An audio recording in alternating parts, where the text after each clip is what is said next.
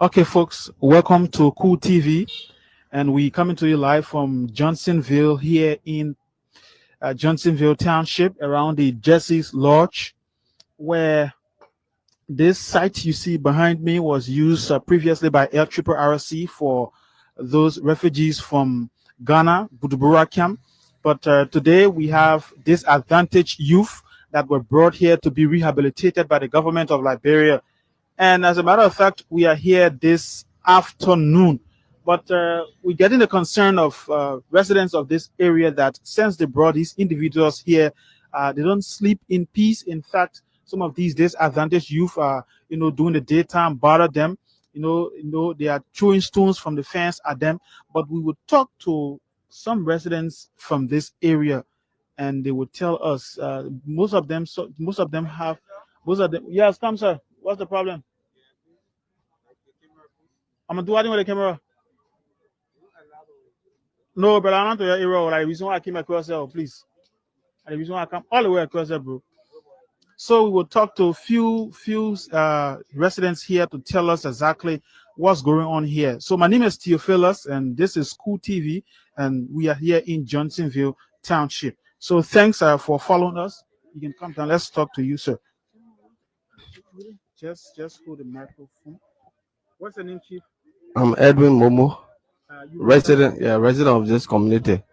Tell us what since they brought these disadvantaged youth here, what's been going on? Okay, thank you. Since the Brody guys, we also we are happy that our brothers and sisters can be changed people. But bringing the guys to the kind of area where you see it open, I think it's not necessary for us. As you can see, this fence is nothing. Somebody can easily cross here, and you see the whole bike nothing there to cover up. Send the Brody guys in here. They have been leaving the fence, going out, and this community is a community that we didn't expect such a thing to have happened. But send the Brody guys, they play open, they up and down, all in the street. And our family, those of us that go to work, when we are coming back, we feel so embarrassed. Sometimes we come early or we take another side in Mount Barkley just to reach to our home because they are vulnerable. The whole community have become vulnerable for us. Have you seen some of these guys leaving the fence before? Oh yes, since the brother I've been seeing them outside, they jump over the fence, and as you can see, the bike side of the whole place in that fence. Anybody can get outside. They're not able. No, the security, the brother, they're not able. Then that's also DS security. Bring people that will be able to guard the guys. When you just bring them to an open place, that was embarrassing us. What I'm asking, have you seen some of these guys leaving the fence? Of course, plus several times. Even today, they had to go for some of them. Yesterday, I was sitting at an entertainment place here. I met more than 4 or 5 of them were sitting there with us, and while we were playing chocolate, they were sitting on there. So it's not fun. It's not fun for the So community. do you have some recommendations that you can give to the government? Okay, I think the best recommendation I can give to government is for government to either quickly find means to come and raise the fence in the form that has sub beach. What kind of fence they got there right now? They got the wire and the side of the fence what they try to make with the bricks ain't nowhere. Somebody can easily walk away. At least if you decide to help the citizen and all of our brothers who are in this, who are involved in this act, the best thing you can do for them is to raise the fence so high, at least in the level like the fence of South Beach, so that they would not be able to come outside. But on a daily basis, they are outside. So it gave you a hard time, it embarrassing us. Is that the only recommendation you got for? So like for me, yesterday when I was even going to church, I was forced to tell one of my children to stay home because of the way in which we are living here now. So the recommendation too, government, if you say you really for the guys, Be prepared, but don't embarrass us. Okay. Oh, okay. Okay. Say it again. Yeah, I can hear you. I am saying government, if government say they really to change the guys, they should be prepared. They shouldn't embarrass us because we've been living here. We are now observed they kind of eye, but now we are in embarrassment. People just up and down. You pass, so you see Zogo, you pass, so you see Zogo. It not being something that it looking strange. It looking strange. It makes some, oh, we don't go anywhere now. I go to work, I worry. So I beg government, let it work on that. What's the house around here? I live behind Jesse Law. Oh, you live behind Jesse Law. Oh yeah. But have you seen some of these guys complaining about food and other stuff? No, for the issue of food, I haven't heard them saying, but for our own safety, I'm not discussing their food because for food, I think they got enough food to eat. But with the issue of where they place them, it's not safe for the community. People are not looking at young baby that you can just bring and put them somewhere. They are all grown up people. The poor guys more idea than some of us. So you expect them to be in something where they will just be jumping up and down. Even the slippers, the best friend which they're giving them, they getting outside selling it to the community. So you see, as they go, they will buy their drugs and get back into that same thing. So why you can't make way that the people will be kept somewhere where there will be no problem. But I beg government, I beg in the government to see reason. Your two recommendations, you want the government to increase the height of the fence. Yeah, the fence should be increased to a level where the guys will not jump up. But everything open. If my brother, you get a chance to go, you will see the whole place open, the back. The whole back open. Back of the fence is open. Open. The men get and that's something that they embarrassed. They can jump up anytime. They're not embarrassed. So you can keep the kind of people here. You won't harm the community. You're not helping us. You're not helping Liberia.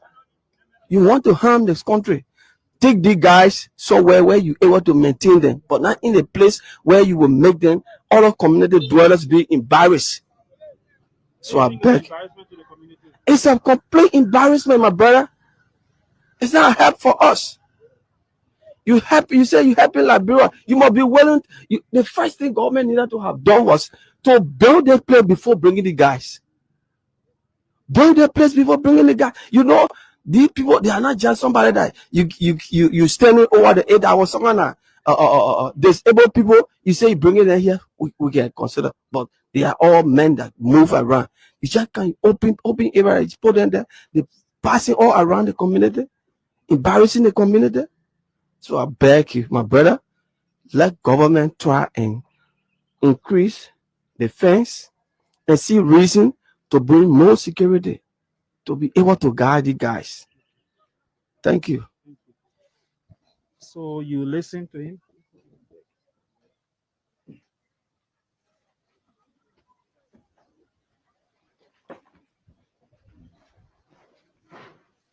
So you listen to him. This is School TV. You listen to most of his recommendations, and he's calling on the government to increase the height of the fence and to see how best these guys don't give them hard time here. This is where the Zogos are, the disadvantaged youth. They have been taken to this rehabilitation site here in Johnsonville, the place where the recent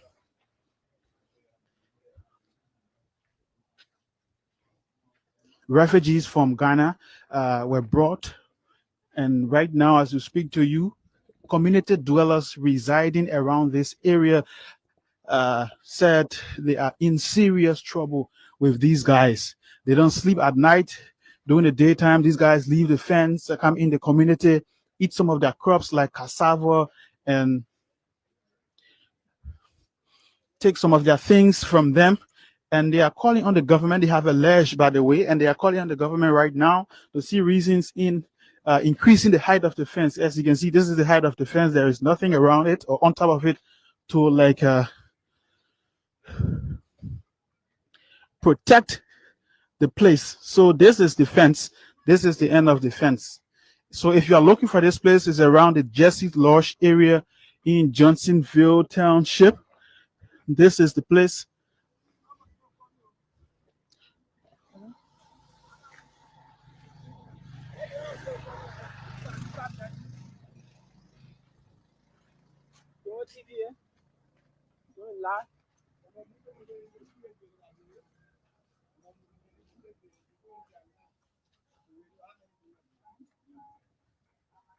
So we will talk to a few individuals again if we are opportune to talk to them.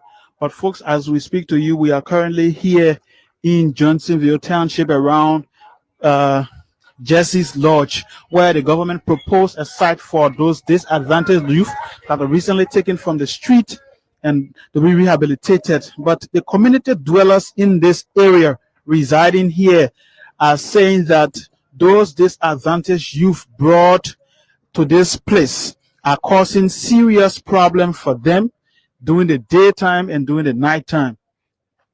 They don't sleep at night. Sometimes these disadvantaged youth use stones and be throwing out on people who are walking on the side of this road. As you can see, this is the road and this is the fence. And they also allege that these disadvantaged youth are leaving the fence and coming in the community, allegedly taking things from them, something that the government need to see reasons to prompt into as well. So recommendations that were given to the government by these community dwellers, they have said to us that the government can help in extending the fence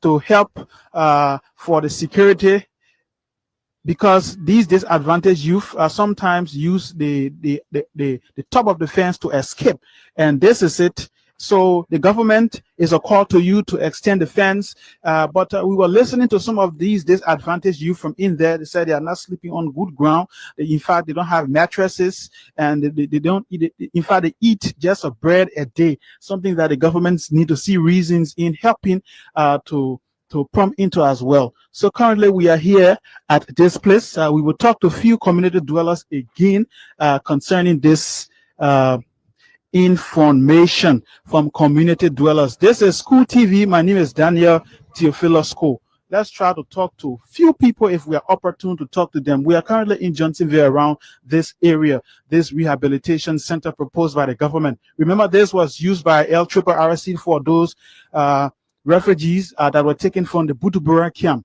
in Ghana. But this time around is being used for these disadvantaged youth in this area. So we will talk to a few people here.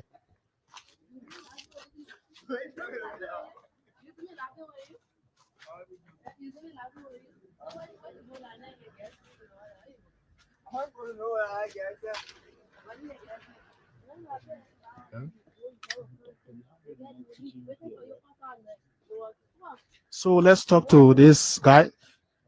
Who? Guys. So what's your name? Wisdom. Do you live around here? Yeah. Since they brought these disadvantaged youth here, how are they treating here? Because we got information from some community dwellers that they are giving the community dwellers here hard time. Yeah. Yeah. They give you a hard time, man. Like how they give you a hard time? Man, you know, they can just move on the fence. Yeah. Somebody can just move on the fence, be passing around, be doing stealing things.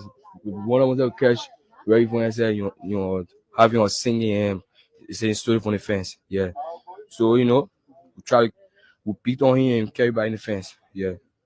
Then the morning again, one of them stole wire, carrying again in the fence.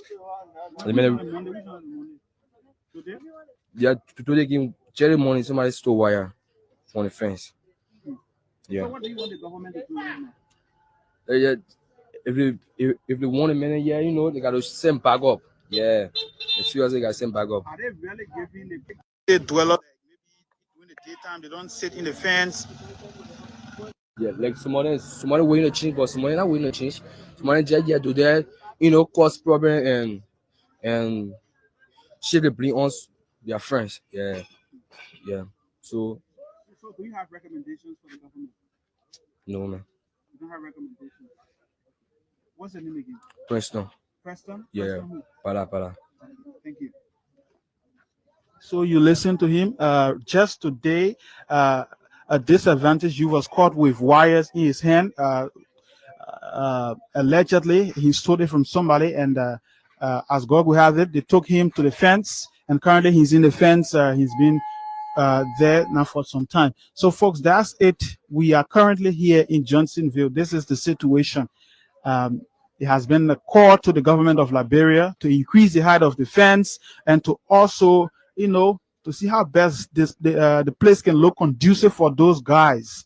And they are also those guys are also giving the community dwellers hard time here in Johnsonville, leaving the fence during the daytime, coming outside, disturbing the community as well. You listen to most of the community dwellers here; they are calling on the government to see reason to increase the security. If possible, you can bring police, to help the LDEA here, because they alone cannot do this work. They alone cannot do this work. Imagine first-hand information. These guys are too disgruntled. They are here, they're full of 2 million palaver. They are, arguing with the police officers and, threatening community dwellers, Yeah, so there's a need that that the Liberian National Police, the Joint Security help the LDA here at El Chepe RC propose site for the rehabilitation of these disadvantaged youth. This is Cool 91.9 FM. My name is Daniel Theophilus Cole, and I'm still here.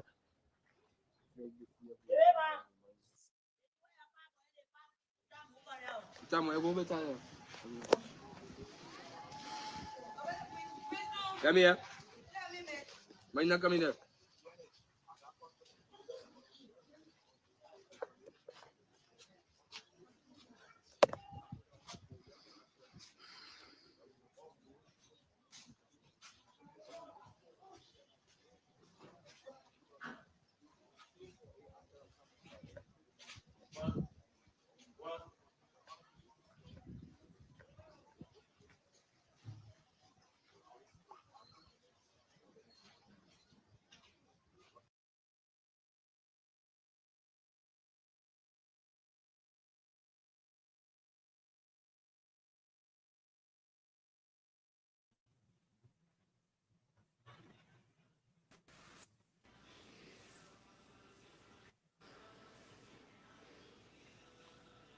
Hello.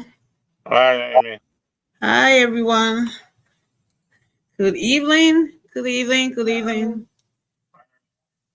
Hi, everyone. Welcome to the late nightly exchange. Sorry. Welcome to the nightly exchange on Liberia Watch News. You can find us on YouTube and Facebook on Liberia Watch News. Please share the show.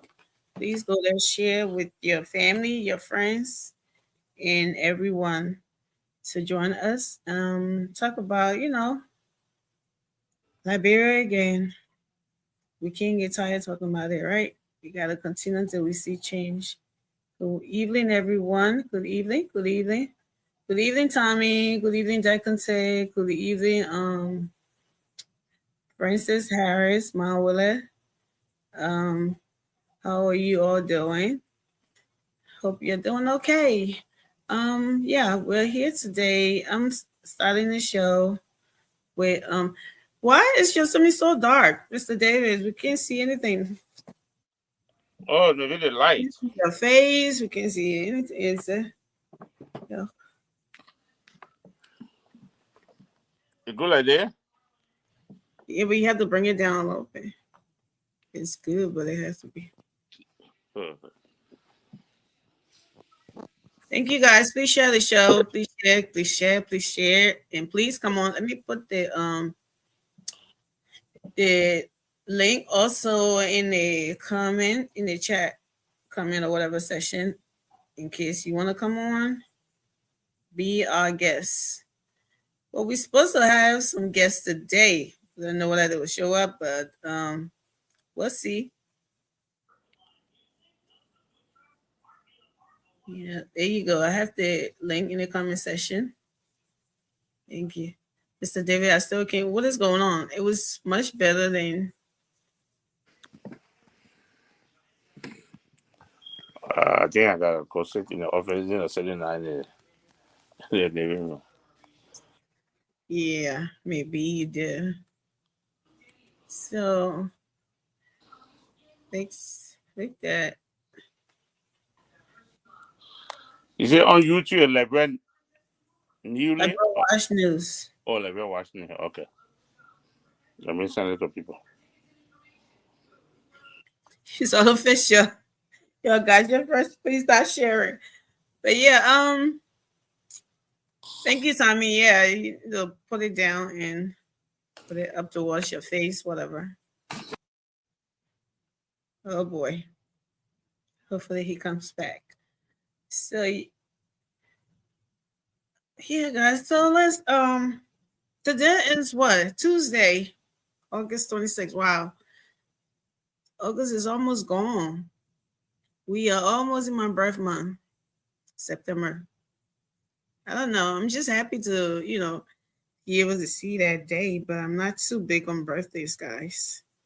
They like going all out and I just be like, thank God Almighty that He made me to see another birth month and day. But sometimes I forget my birthday. I'm weird like that. Yeah, I forget my birthday. Now I'm more about my kids' birthday than mine. People sound like old school, but I don't know. Old school people be celebrating their birthday, 70s, and something be living it up. So I don't know why they think I'm old school, but yeah, I'm just that weird girl. I mean, what can I say? When is my birthday? My birthday is on September 10th. Yeah. September 10th is my birthday, Tommy. So yeah. On that beautiful, beautiful sunrise. I don't know if it was raining or it was sunny or whatever, but I know that's that beautiful. It was on a Sunday. Yeah. You want me to tell you the year so you can go look it up? the day, Tommy, so you can go look it up.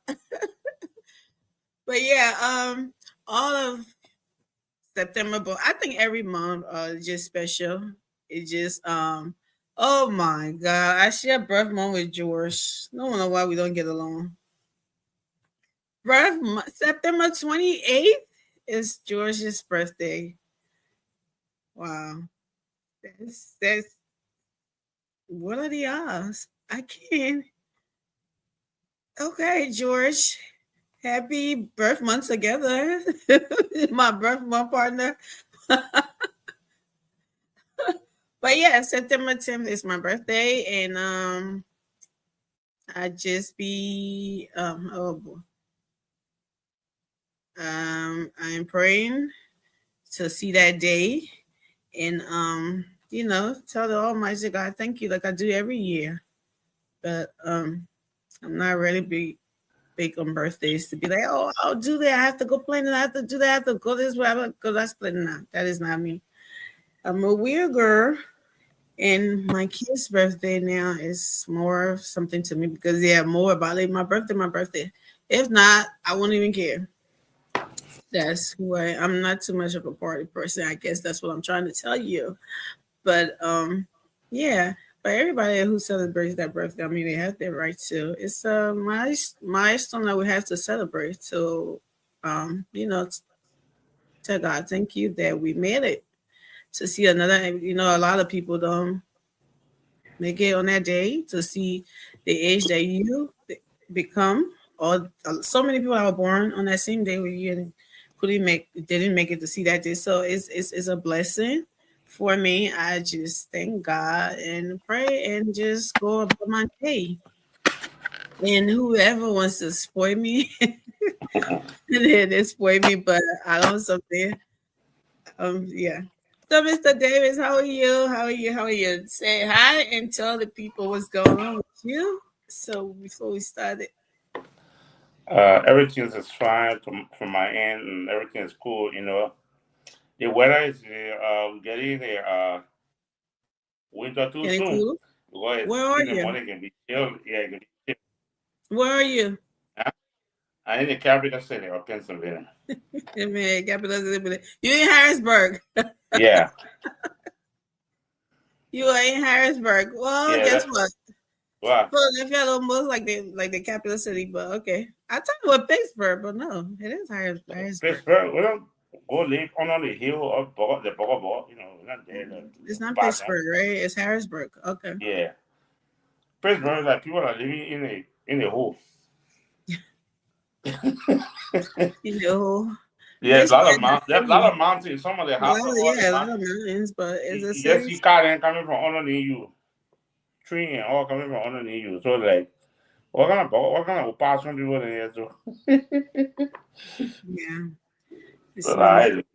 It's a snowy, cold place. So it's getting colder in that area right now. Yeah, in the morning it can be cold. It is hot as what in Houston?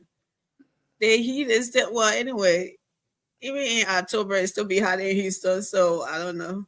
That's the only thing about it. Time of day it can be hot, but now it's getting cold. In the morning it's cold up to 12. Midday. In the evening by 5, it's getting cold again. Yeah. So anyway, we inside. We coming in the cold. You know when coming, you can say I go in the cold, right? I go in the cold. So we there. Everything is fine except our country still struggling. And we get a long time to pray for them. To pray along with them, not pray for them. Pray along with them. For me, I pray along with them. Those that have faith in God, it will heal them. Those that don't have faith, they can get faith in other thing. Maybe what if get faith in, it will help them too. Mm-hmm. So that's it. Yeah, absolutely.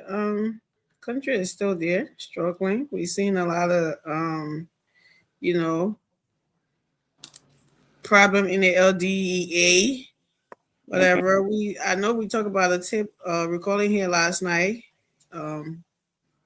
about a guy, one of the bosses ordering the officer to release his daughter. But this is the twister. I don't know. This is why we're arguing about, he should have been fired. Some people he should have been fired right away. They know the person already heard this and blah blah blah. So, but from what I heard today, another recording, this guy denying. Hey, Touré, welcome to the show. He's denying. Were you eating? Are you still eating, Touré? No, I think if I got cool, you know what I mean? I got. You get cool. My nose running a little bit in me. My nose, I think you can tell from my voice, right? Yeah, but they have to be soon now. You know, happy percent. It's time to get. What's up? How you doing? 42, right? The weather switching in 42. Well, yeah, it's getting a little colder. I mean, I would consider that to be cold, but a lot of people are complaining. Getting a little springy.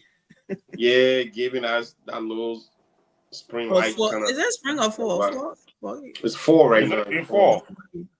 It's 4, but it's giving that little, kind of vibe. But I'm not complaining about it though. Okay. Because me, I'm a winter guy anyway.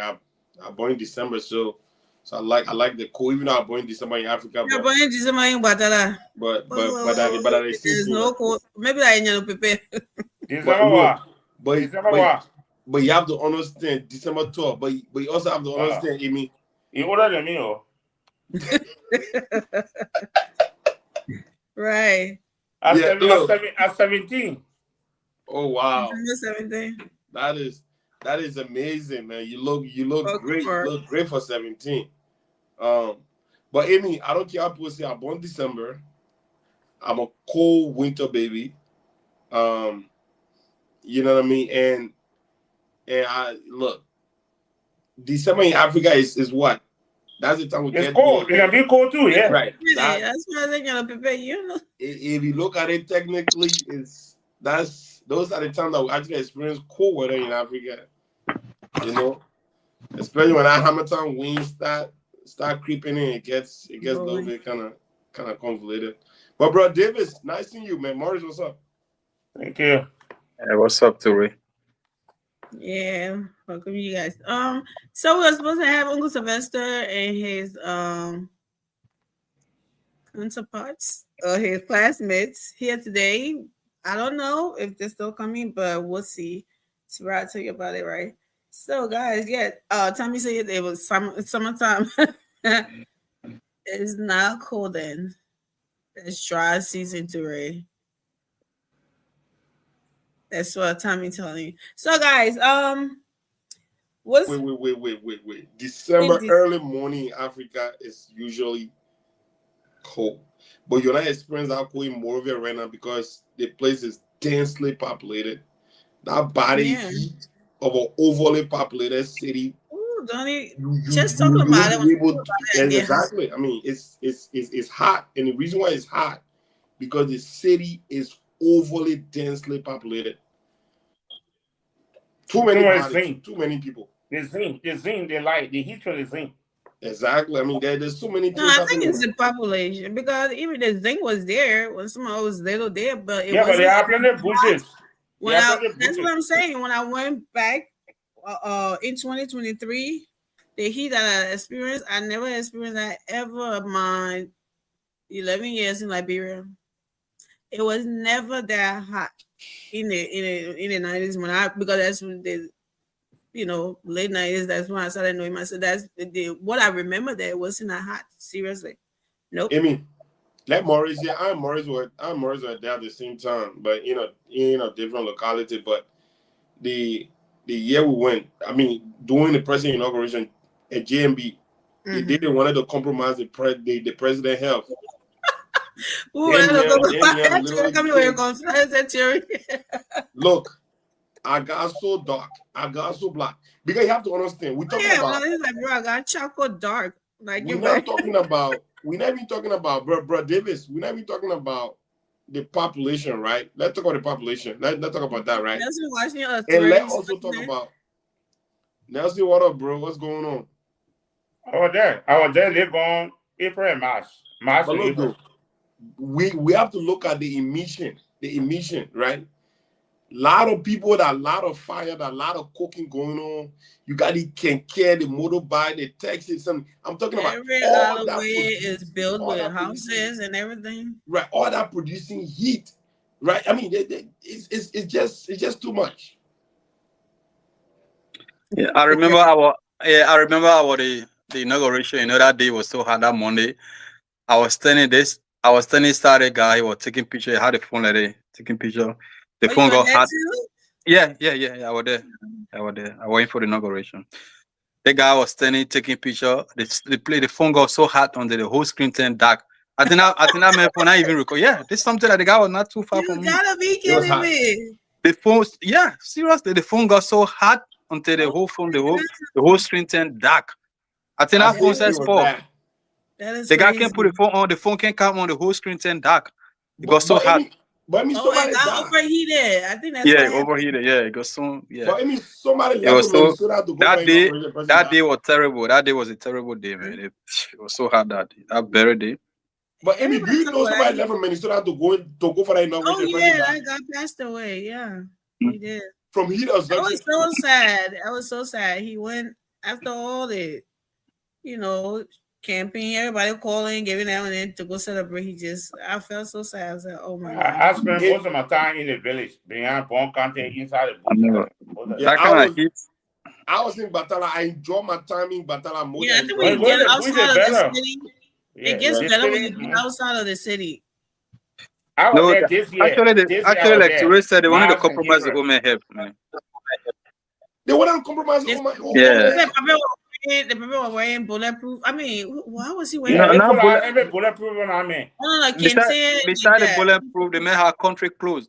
How that thing got hit? No, the country clothes, it was better, but the bulletproof. Then on top of that, they had no water, no cold water visible on that. It's going to have fan blowing him, though. Hey, man. There were no outside fan, no fan, nothing. Yeah. No outside fan. Even the Ghanaian president, man, the man was sweating like. Everybody was. They hope they were pulling. BB fan out there to blow the people. Nothing lady, like that.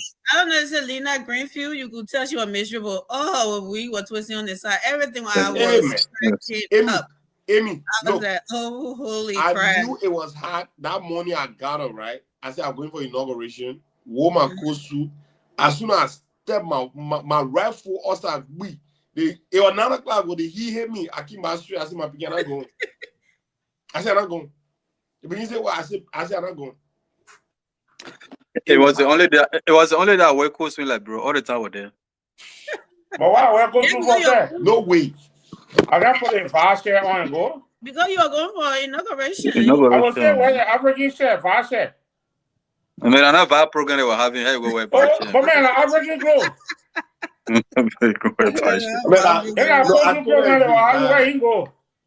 It's a traditional event. We are African. And all the people out there, African people, la program. There is no appreciation. There is no appropriate time to win. The president that was bad, man. The people that dressing, they're not supposed to dress the women the way they're dressing now. Yeah. That clothes, the African clothes, a priest can blow through it. But even that thing is thick though. That thing that thick like that. Most African clothes can be hard though. Most of the African clothes can be hard. I mean, that's in a country. That's in a country clothes. That's in a country. Yeah, that was a priest can blow through it. The first thing that machine thread, that human hand thread, so priest can blow through them. All right, Amy, I think we should get in the topic, right?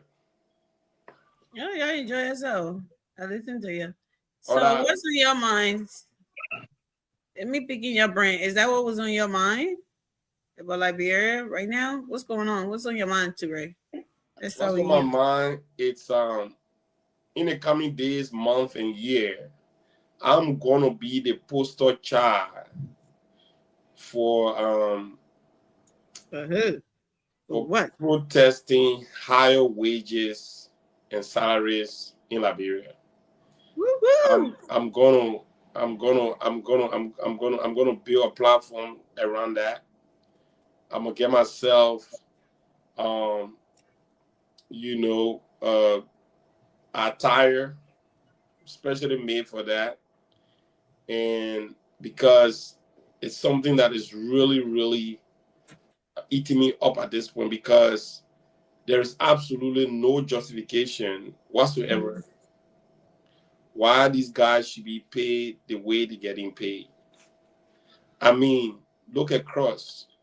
My research have taken me to countries like Germany, where their lawmakers are getting paid $4,000 and change.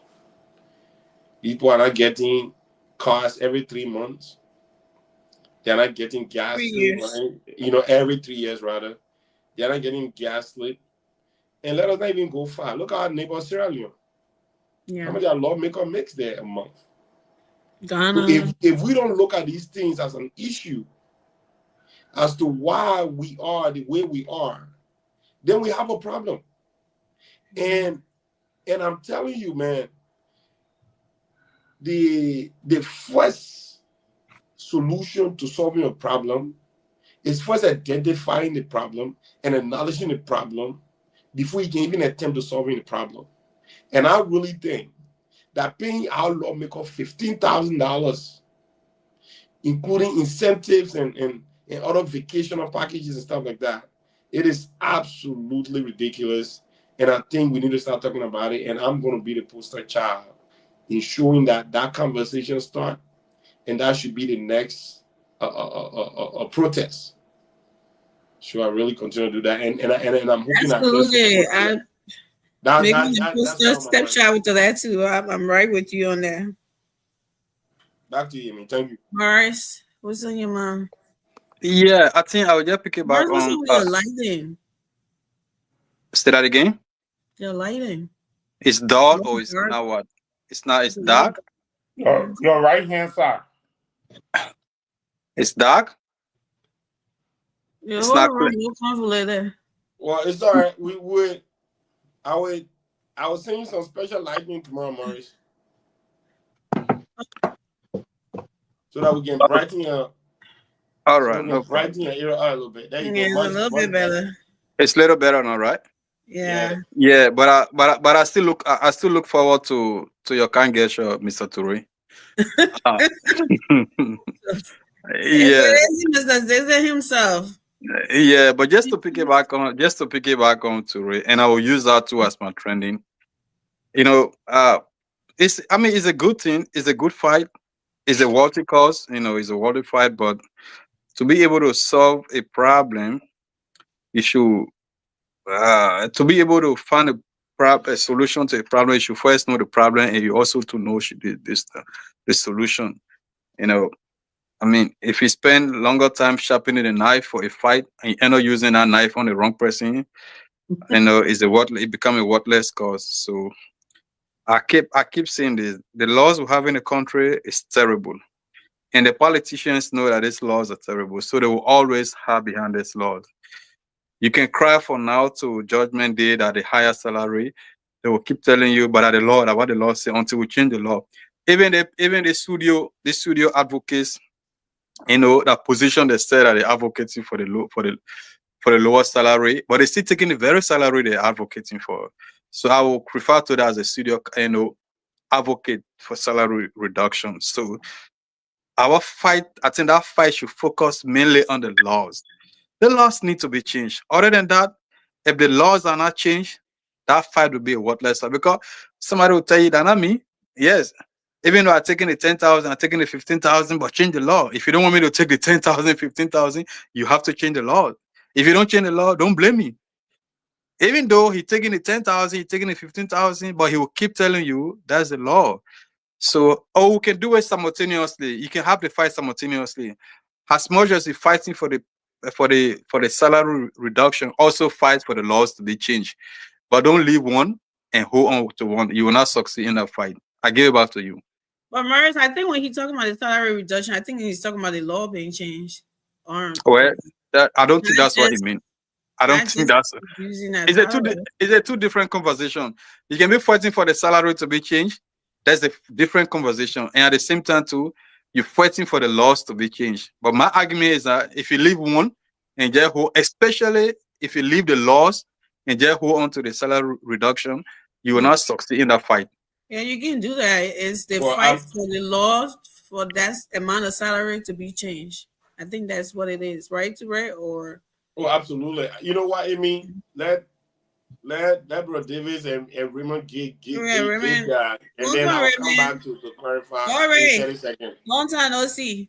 Yeah, I'm here again. What's in your mind? I'm here again. It's always good to be here with all of you, and thanks for keeping the show going. So let me just chip in with the conversation that's going on. Is it trending? What's trending on your mind? I said I would continue with the conversation that I met going on. And can you hear me? Loud and clear. So what Toure spoke about is the outcome. And what you refer to is the process. How do you get salary reduced? Change the law. It's the process. What Toure want is the outcome, is the goal. What do we achieve after we change the law? We want salary to be reduced. So you're all saying one but the same.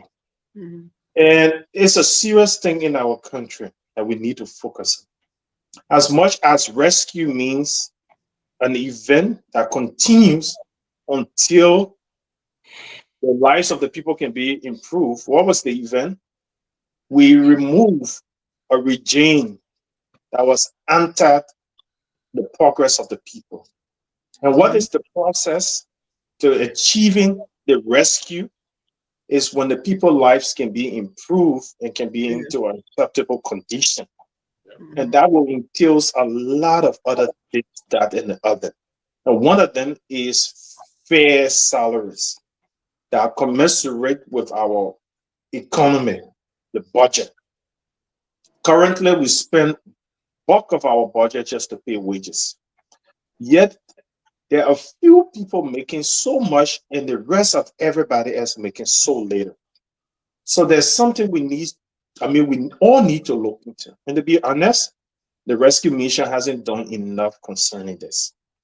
Yeah. And I thought that would be one of the early things that we'll run with my dismayed, it hasn't been.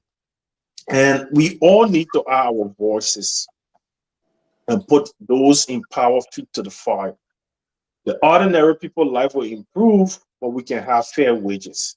And the truth of the matter is, we have to do a lot of things with the little budget we have, scarce resources.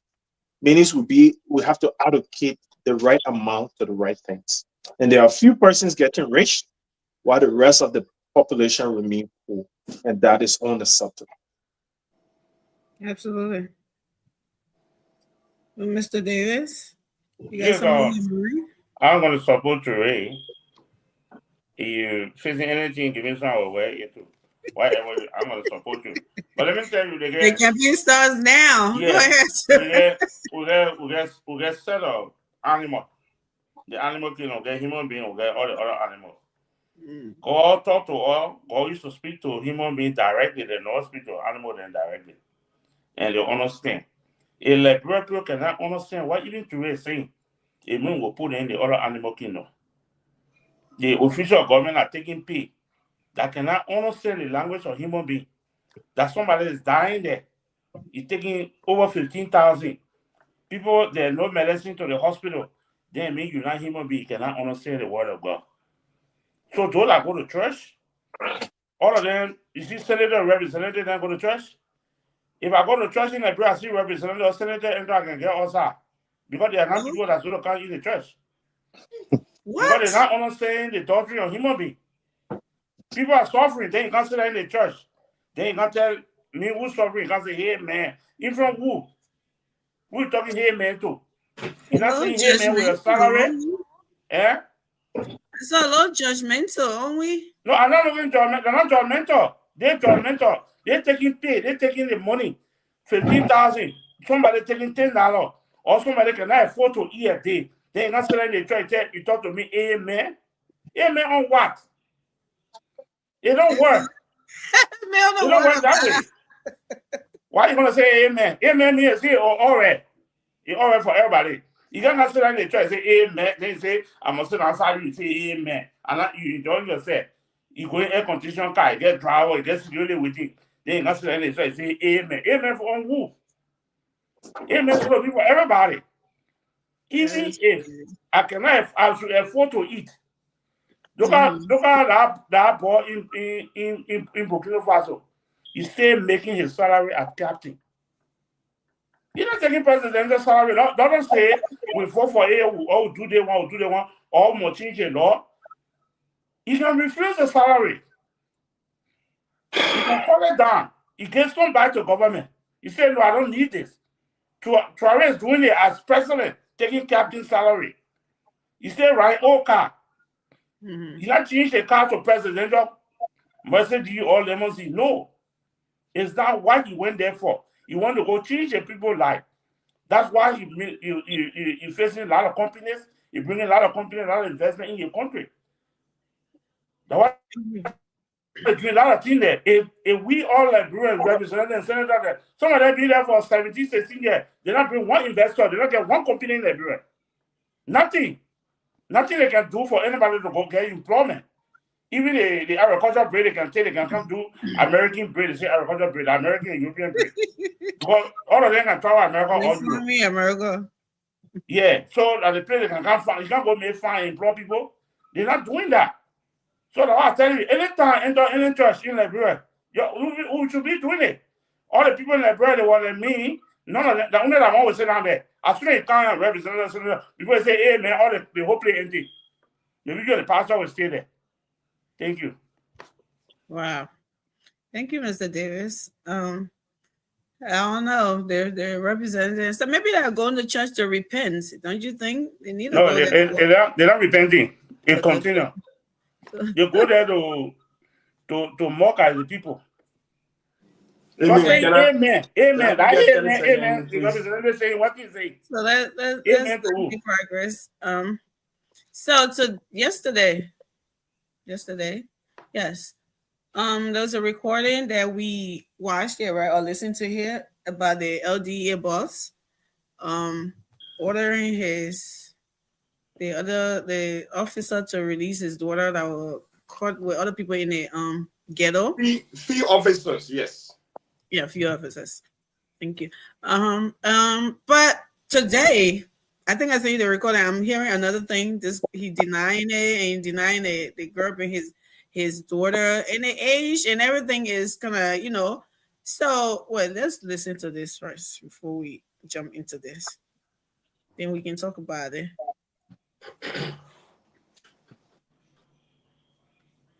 Okay.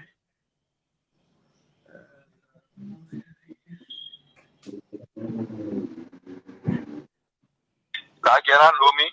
I know that girl from nowhere. The thing that is funny.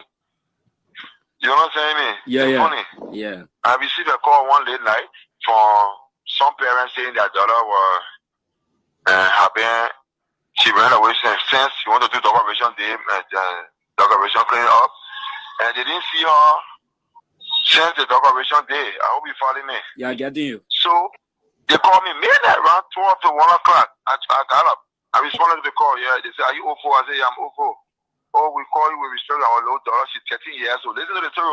She's 13 years old, and she wanted to go to the operation day, and we are not seeing her. I said, "But you can't make contact with the police." The girl said, the man said, "Yes, we did, but we came for like searching around, but we went searching around, but she was seen in the old building by LDEA today." And you understand the whole thing? I'm getting you. So I said, okay. I said, all right, but then, was she selling drugs? So they said, no, the LDA said they saw her bought naked in the old Zing house. So I said, okay, let me make contact with the commander. So I called the commander. That person talking on the phone. And now the commander there. And you know what I'm saying? The whole thing, that's not the commander. That's not the commander, my brother. That's not the commander self. That voice, if you really follow that voice, that's not even my voice down there. That's not my voice. I'm telling you something serious. So I told her, I asked the commander, you're arrested or look at the commander said yes. That person was talking, say, why you need Laurent Gay? I had not spoken with him before. He must say, I had not spoken on anything. As I was saying, the girl, parent called me when I called the commander. He said, the girl was not seen with drugs. So I said, okay, no, you do. That girl, the parent is telling me that she was naked, and just as you people have just confirmed me that the girl was naked. So what you need to do, let the parents sign for her, or you're telling her over to the police. Because if you're found naked and you say she's not selling drugs, that means she was rescued by us. So tell her over to the police for juvenile investigation or wherever it is, where the police got juvenile session. Then we can take our hand from in it. The police do the job. But since it's late, her parents are there with you. Let the parents sign for her. Tomorrow morning she can come here, turn it over, you can give her history, or how you met her, how you saw her to the police. Yankee, sorry, my man, I forgot, you know, we're on a talking, so don't be annoyed. Yeah, no, go ahead. Yankee, just listen. A DA officer is interviewing a girl who he rescued. And then look, see what they see what they're doing in that video. Ladies and gentlemen, I'm watching the scene, all the videos that come to me. I think you follow the play over there. Follow the play. Just follow the play, Auntie. If an officer who should be should he be doing, ladies and gentlemen, a girl who were attacked, and so Auntie, that's not how a policeman do in his office. Now that you see this girl is not your daughter, after the parent plays a call to you. So what become of the status of the girl? Was the girl released, or is she still in the custody of the Liberia Drug Enforcement Agency? All right, Yanti, you see, this is the good part you brought now. You know what the incident occurred? Now we're March of 2025. Yeah.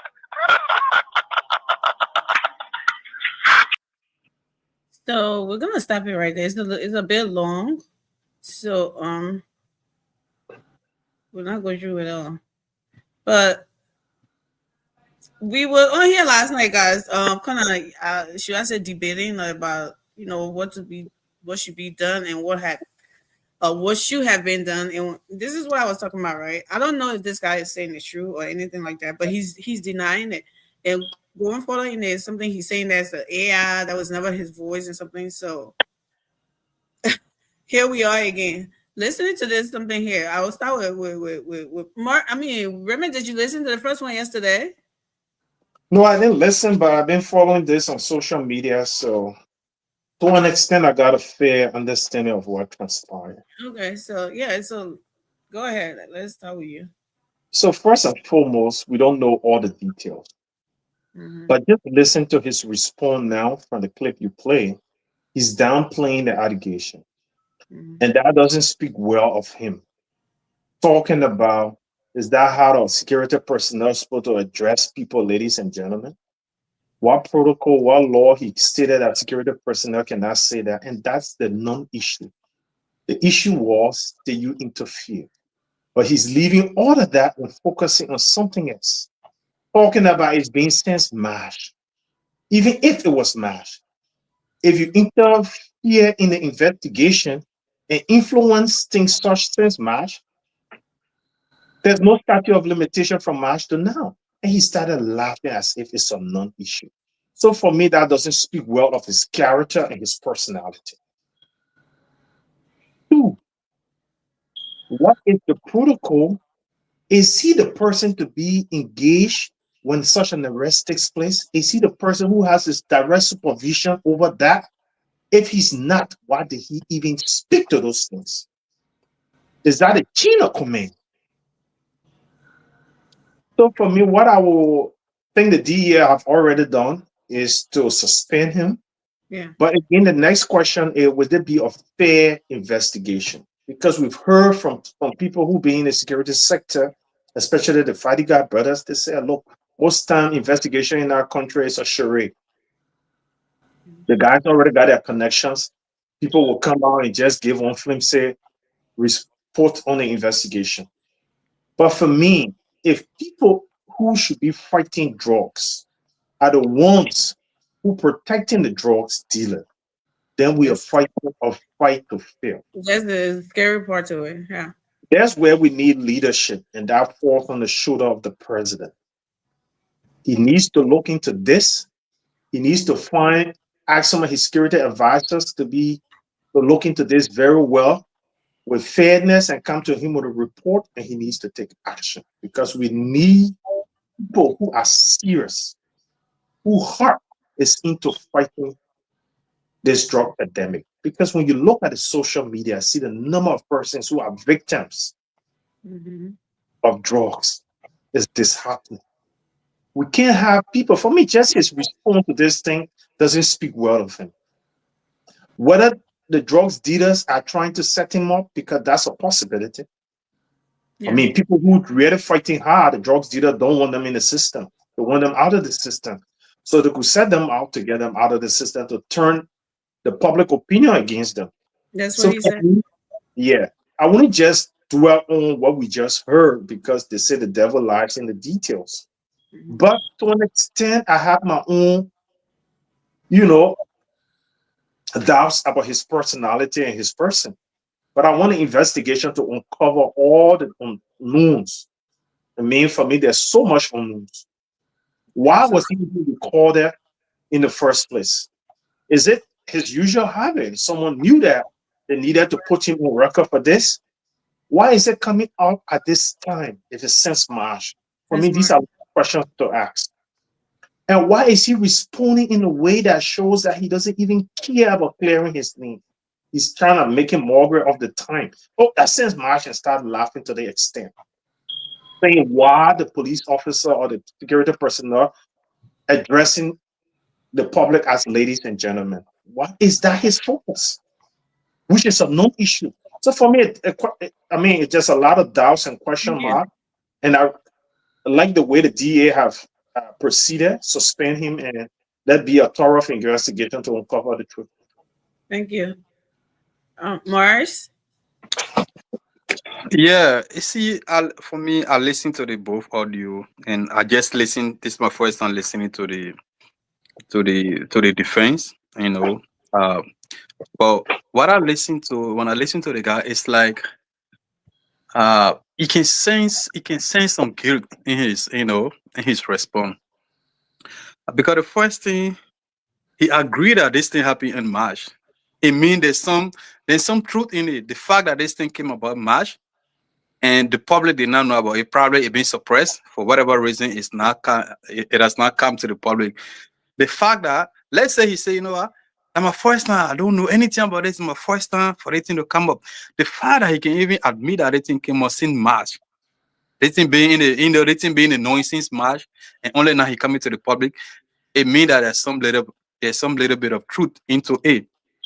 And the idea of that's not me, that's not my voice. Where there's a call log. The investigation will determine that through the call log as to whether and why this call was placed to you. In fact, why the guy called you, because he did under operational man.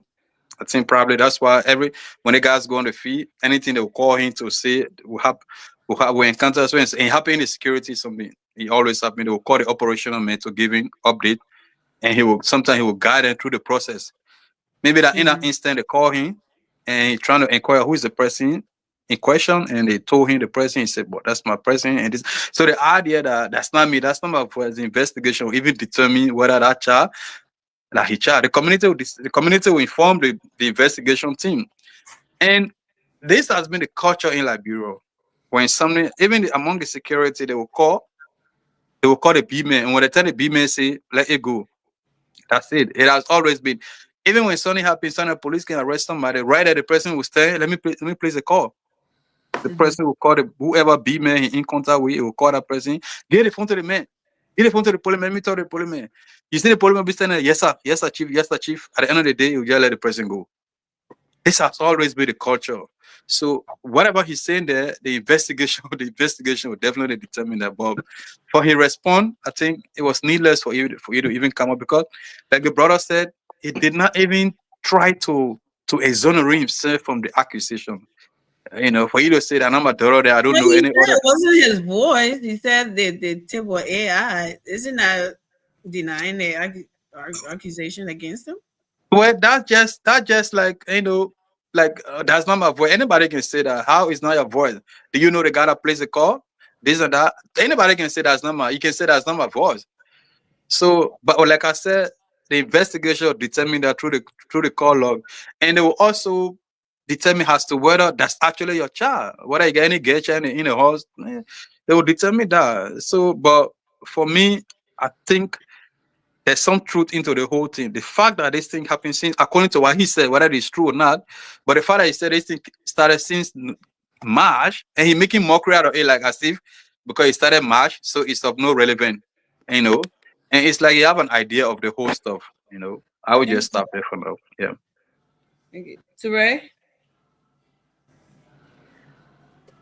Yeah, look, I totally agree with Raymond and to a certain extent Morris. Look, at the end of the day, we are accustomed to seeing things play out like the way they play out.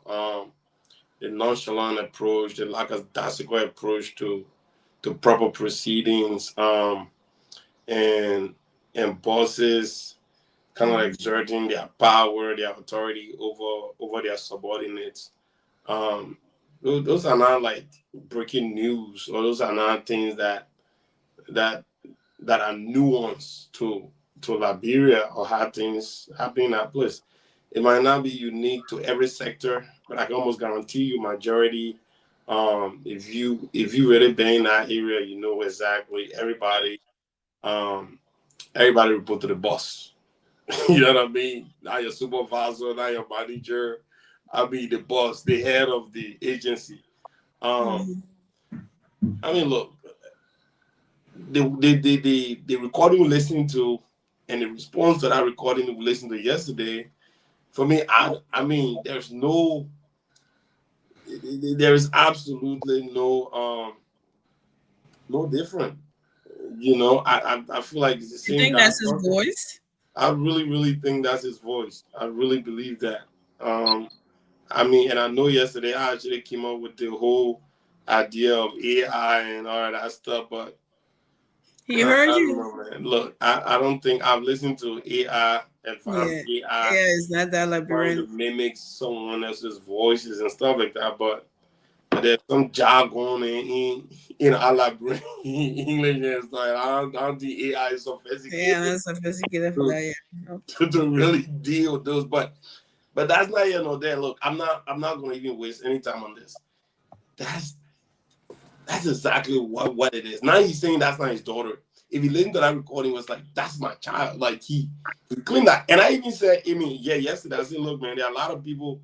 There are a lot of parents with a lot of daughters in Liberia. Yeah, but he's saying though this little child is 13 years old. I would think she was older than that. Look, man, that the girl that was talking, she didn't sound 13. She did not sound like no 13. I'm sorry. I mean, she did not sound 13, and obviously I'm not gonna come in and just say, oh, that. But I mean, I listened to her voice. It looked like someone who actually that's not her first radio. She actually been in that situation multiple of times. And for him to just the way he said, give her to her sister, I sent her older sister to go and get her. Mm-hmm. That just explains to me that was not the first time of that. He knew about her behavior. But it just speaks volume to overall the ethical violation that these guys were in. I mean, talking about not even giving due process a chance, and the fact that he went as far as saying let her go, and he went as far as saying, is the other guys, how did you guys apprehend the other guys? I mean, so what are you telling me? So your daughter can be in violation, it's okay, but now children that their parents are not in position of privilege have to suffer the brunt of the judicial system because you know what I'm saying, right? So there are a lot of ethical violation in that whole thing. And let me get Anna with what Raymond said.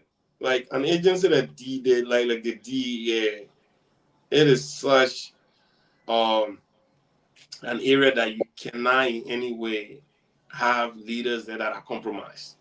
You need to have people that are really, really rigid, with certain level of morality and integrity that cannot be compromised or whatsoever.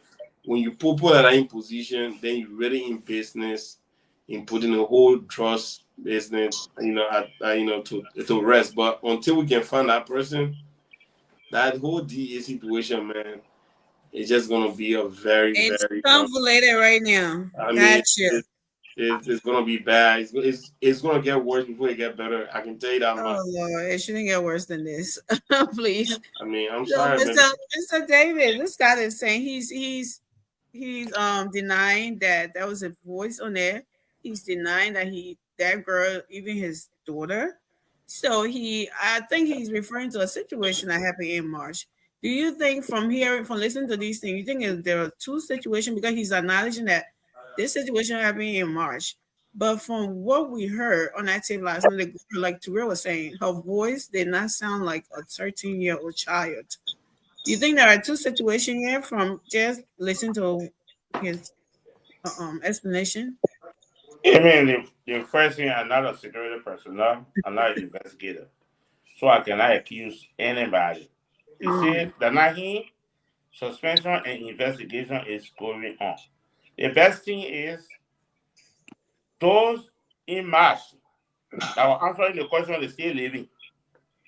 They didn't die yet. The girl parent, they still living. If the girl parent living now, they still living. If they're not even child, they still living. So all those people then, they will bring them for investigation. The men that did the arrest, they will bring them. They will bring he and all his colleagues that were there. They're not want to bring him. Because they're not want to and daily arrest. So all of them are going to come.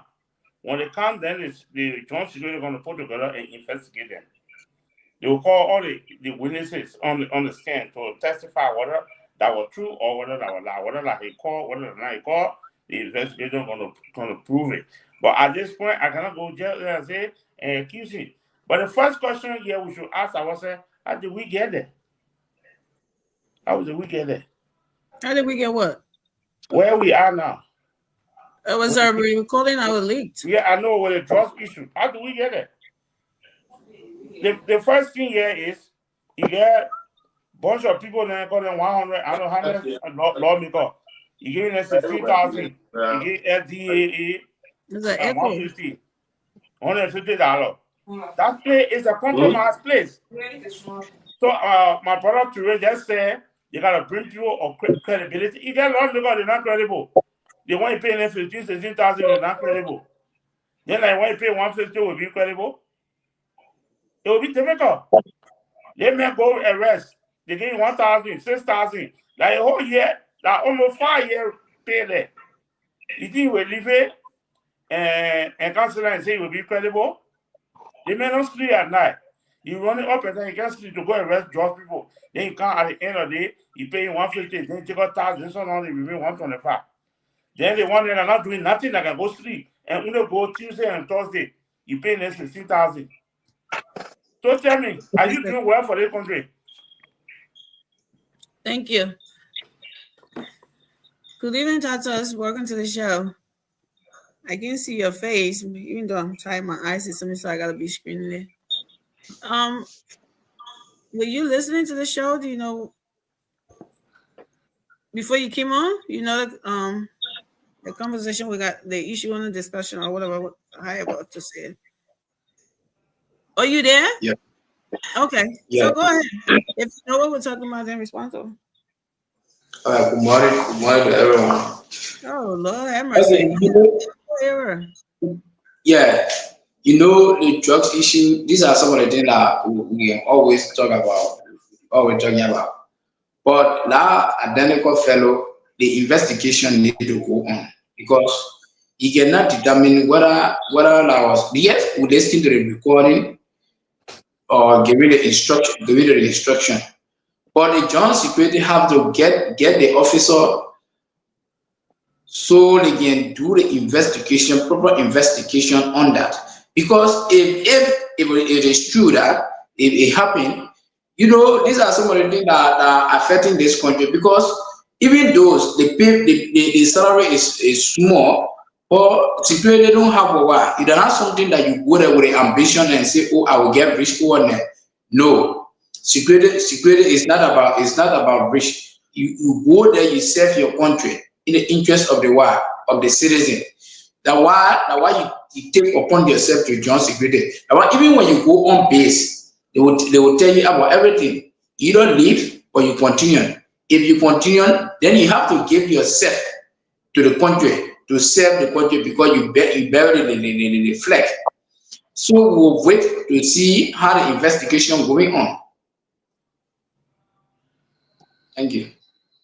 Okay. So Raymond, he said this situation happened in March, right? I know we beat him on the why he have to be so dismissed about it. But don't you think he have a point, Raymond, to say if this situation happened in March, why is somebody bringing up a recording now? Speaking of recording now, that means they're trying to set me up. Do you think he has a point in that? So there should be no statute of limitation on these things. If you did wrong 1,000 years ago, you should be accountable for your wrong 1,000 years ago, if it was wrong. And just to give some low clarity to the whole discussion, Gude Flomo had an interview with the father of the child. He acknowledged that it happened in March. It's the same incident. And he acknowledged that one of the DEA officers gave him the number and he spoke to someone, but he can't confirm the name of the person. Neither can he remember the number because they spoke one time and didn't save the number. So it actually occurred. Yeah. But what we can't determine is someone from the DEA trying to set him up or is it his doing? But the truth of the matter is I listened to the voice with the person commenting, that person, all of the way, the tune, the pitch, and the anger. I don't think that's ER. I think that's a real person. Or was there another person impersonating to be him? Right. Possible. The drugs dealer are very crafty. They're able to do these kind of things to influence things on the ground. So for me, that's where the investigation needs to go. But again, there's no excuse for someone taking $100 or $50 to do the laboring people work. Once you agree to do a service for an amount, do it to the best of your ability. There's no justification of salary limitation to make someone to do something.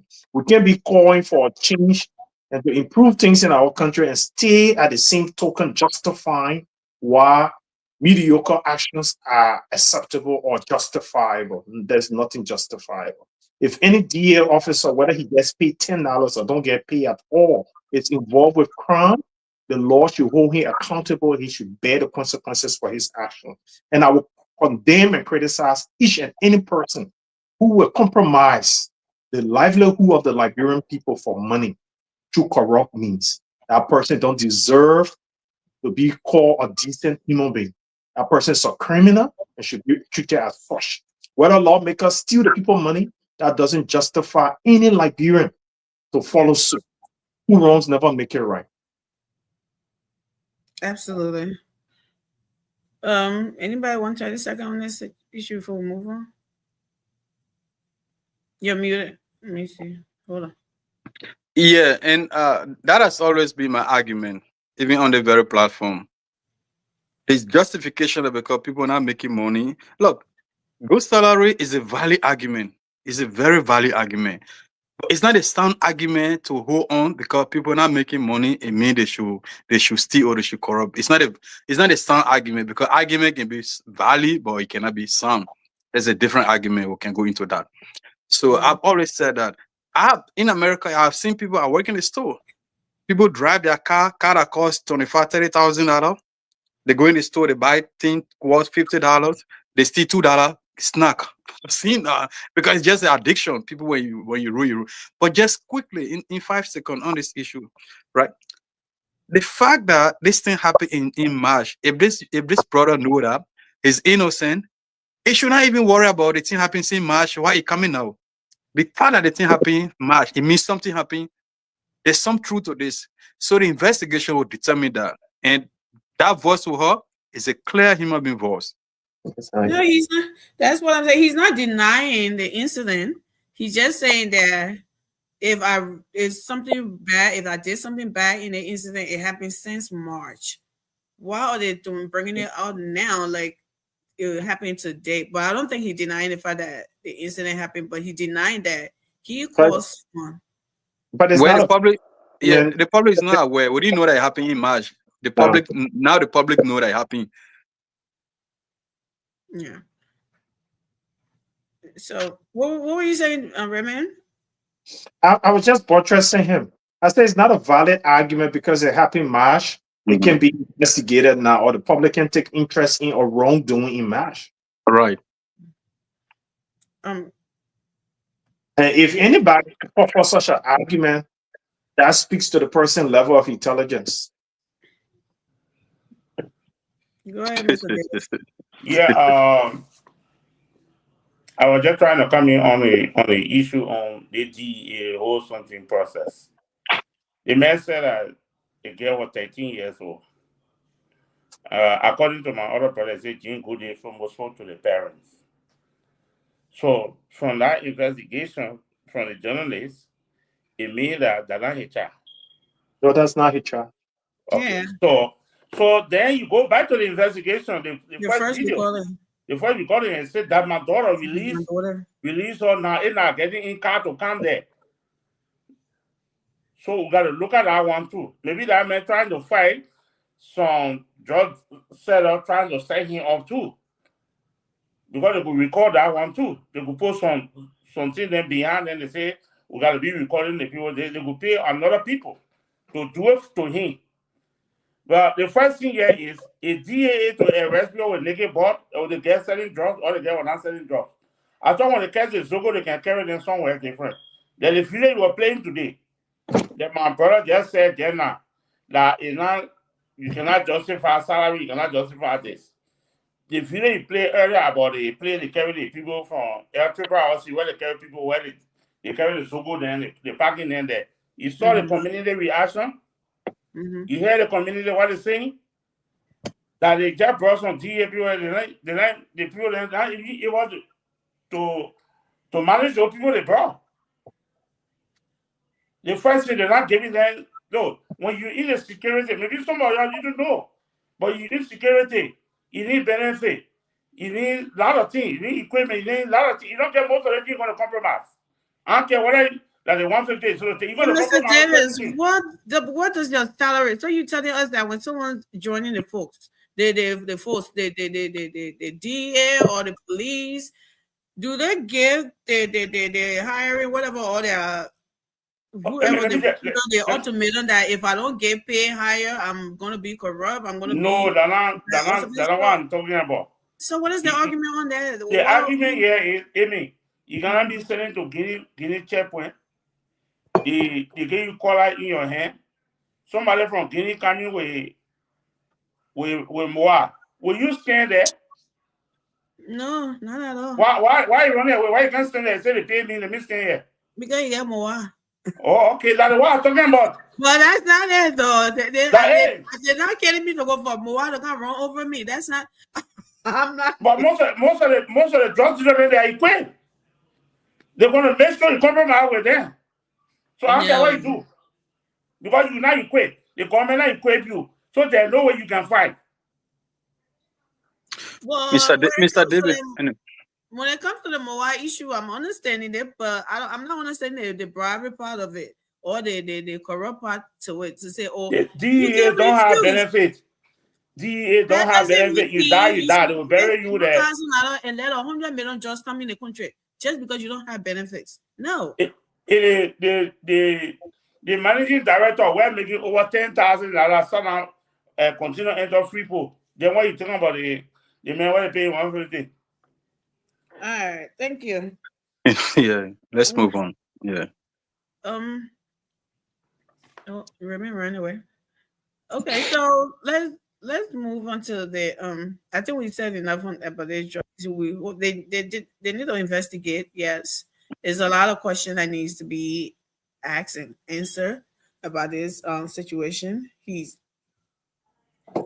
I don't know why a 13-year-old girl, he would be calling that his daughter. Then later on, he's saying that's not his daughter. That kind of rubbed me the wrong way. What are you doing with this child? Is anything? So there's a lot of things that needs to be, investigated about this case, not just the something parts to it. And I hope they do that and do it not just doing it the funny way like people always insinuate.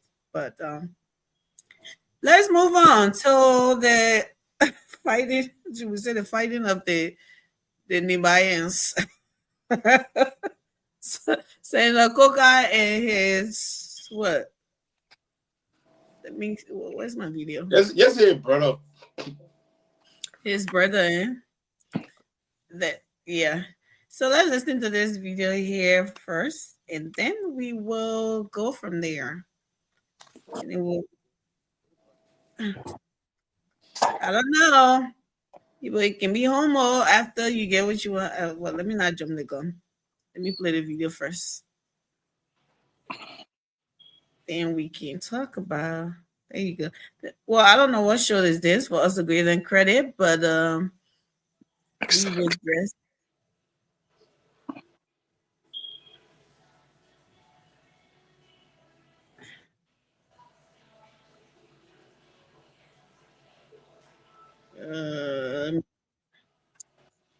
me see what's going on here. Why not? Okay. 1 second. Sorry, y'all. JJC. Y'all know me. Don't judge me. I'm still learning on the AI to bamboozle y'all.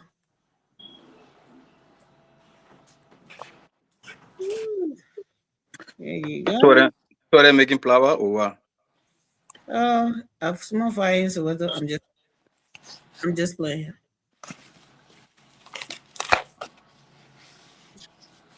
The by-election came about. I went to him to contest the Kuga. They allowed two brothers to come from one house to contest. So therefore, I was supporting him because we need balance in the country. I said, no problem, but I will contest. And then when I left Jerry office and I went home 2 days after I was in my office, Senator Johnson called me. He said, may his soul rest in peace. Batua, he was a photographer and also aide to him. If on layer play, layer play. You call him and say, go and call Koga to come. He came as COS Sidiki Traore then when I was sitting in the office. He called and said, Senator Johnson say he want to see you. I said, okay. So I told Sidiki, say, as we're going, when you get inside test and the Johnson say what you're about to say will record it. When you agree, you record it. When you say no, then me, I will not honor it. Because I don't want something tomorrow for people to malal my character. When we went there, we told Senator Johnson, say, yes, record me from start to end. He started by quoting Bible, how there was a king in the Bible. When a king went on the front, you were becoming exhausted. And in his kingdom, the enemy was engulfing on his kingdom, and he had no other option. But his nephew, that he and the both of them never used to speak, he called him and asked him to go in a defense on the war front because the enemy had circled him. That was in the Johnson speech. The recordings are still around the world today. Because he had been surrounded by his enemy. He said, Koga, I call you to tell you that I don't know where you and myself confusion started from. Every day we just won't see each other, we hate each other for nothing. You are not doing anything to me, I am not doing anything to you. But every day we're making flower. But I call you today to tell you that if I had done anything wrong to you, forgive me. If you had done anything wrong to me too, I forgive you. But this senatorial election, I want you to contest. Even if you don't win, contest. Now I left from there. He blessed me, he prayed over me, and I left. He went to Kun and told Kun that the vice president that I will support Koga because I don't want my people by whom to look at me otherwise. I don't know where my old age will go. And Kun said, okay, no problem, I will support Yang. That election win. When I was defeated, I never waited for the election result. I conceded defeat because of peace. The Senator Johnson today, may his soul rest in peace. If I succeed him, it is my belief that the fact that Senator Johnson stood back Vice President Kun to me today to become Vice President, to me representative, to me senator, to me Vice President today. If I go against Kun, it means I'm going against Senator Johnson. That's how I look at things to be. And now how I took him to be, number one, he's my nephew. Number two, he's my little brother. Number three, he's our president now, vice president of the country. But my disappointment is, number one, that the vice president often tell me since he got a seat as vice president, how many persons have I recommended in this government to serve in the government as presidential appointee? Zero. Do you have to give myself that? Oh. Every appointment in Nima County was done by him.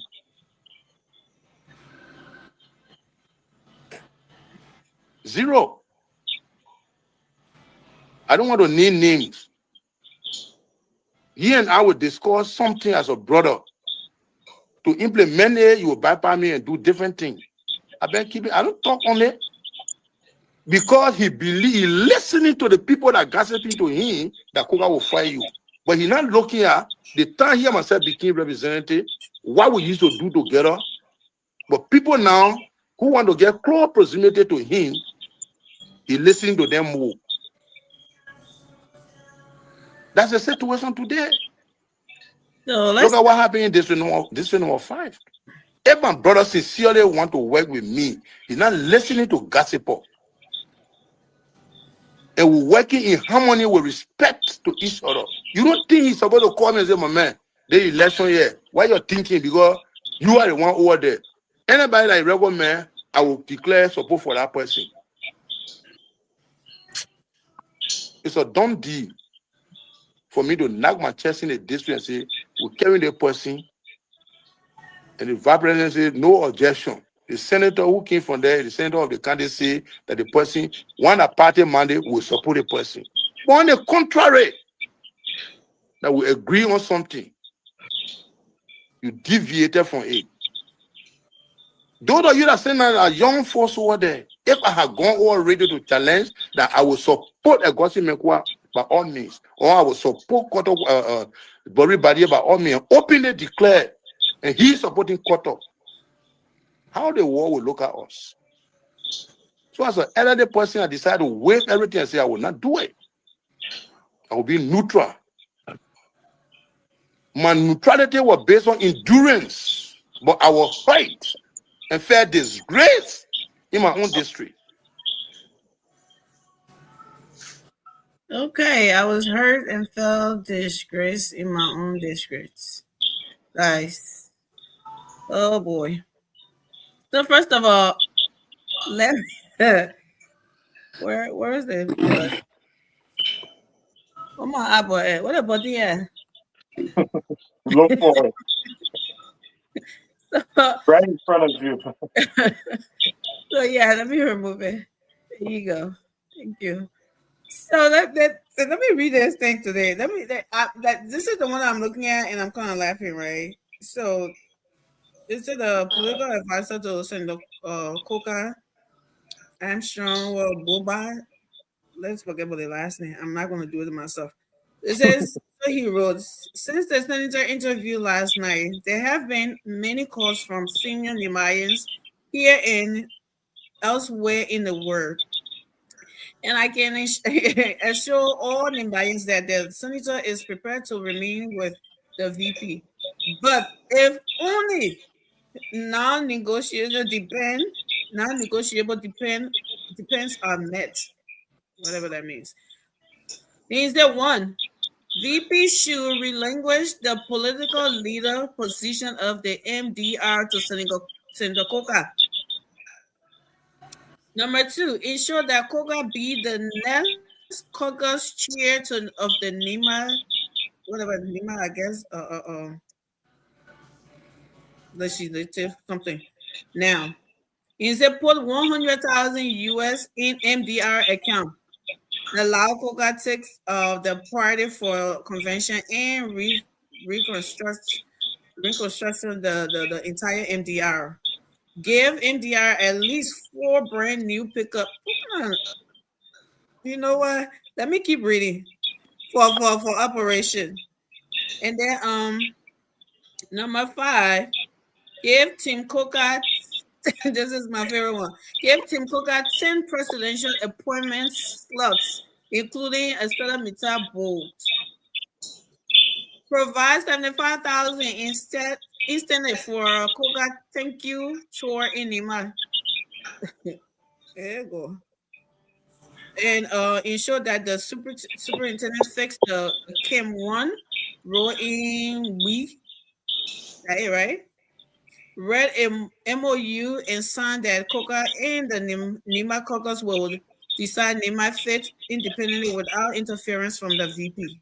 Allow Coker to play the same role PYJ used to play as godfather in NEMA.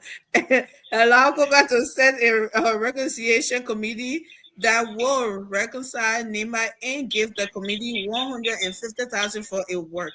My people, is there a black male here, or what is going on here? Reading all of this thing that y'all listening to. If this is Coker, if Coker is agreeing with this guy here, what is going on here? Are they blackmailing the VP, or I mean, yeah, please talk to me because I am flabbergasted. Like I don't even know what to say reading this stuff. I'm so upset. Let's start with you, Tatus.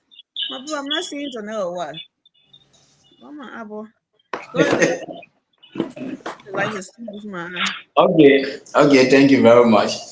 You know, for Coker, for him, for me, for my own understanding is that when last that Coker became senator, Coker was representative when yesterday. When VP Kun became the vice president. Coker just won the election. He have not even worked a 5 months. So how will he come up with a decision or complaining that all the appointment that happened in NEMA? I think if Prince Johnson will be allowed, maybe Prince Johnson will complain about appointment in Nimba. But not Kuka. But is that something that maybe probably that's something that he want from Kum, and he don't want to go directly to Kum. At least if there's something that if I were him, if he could have go to Kum and say, oh, VP, there's a situation.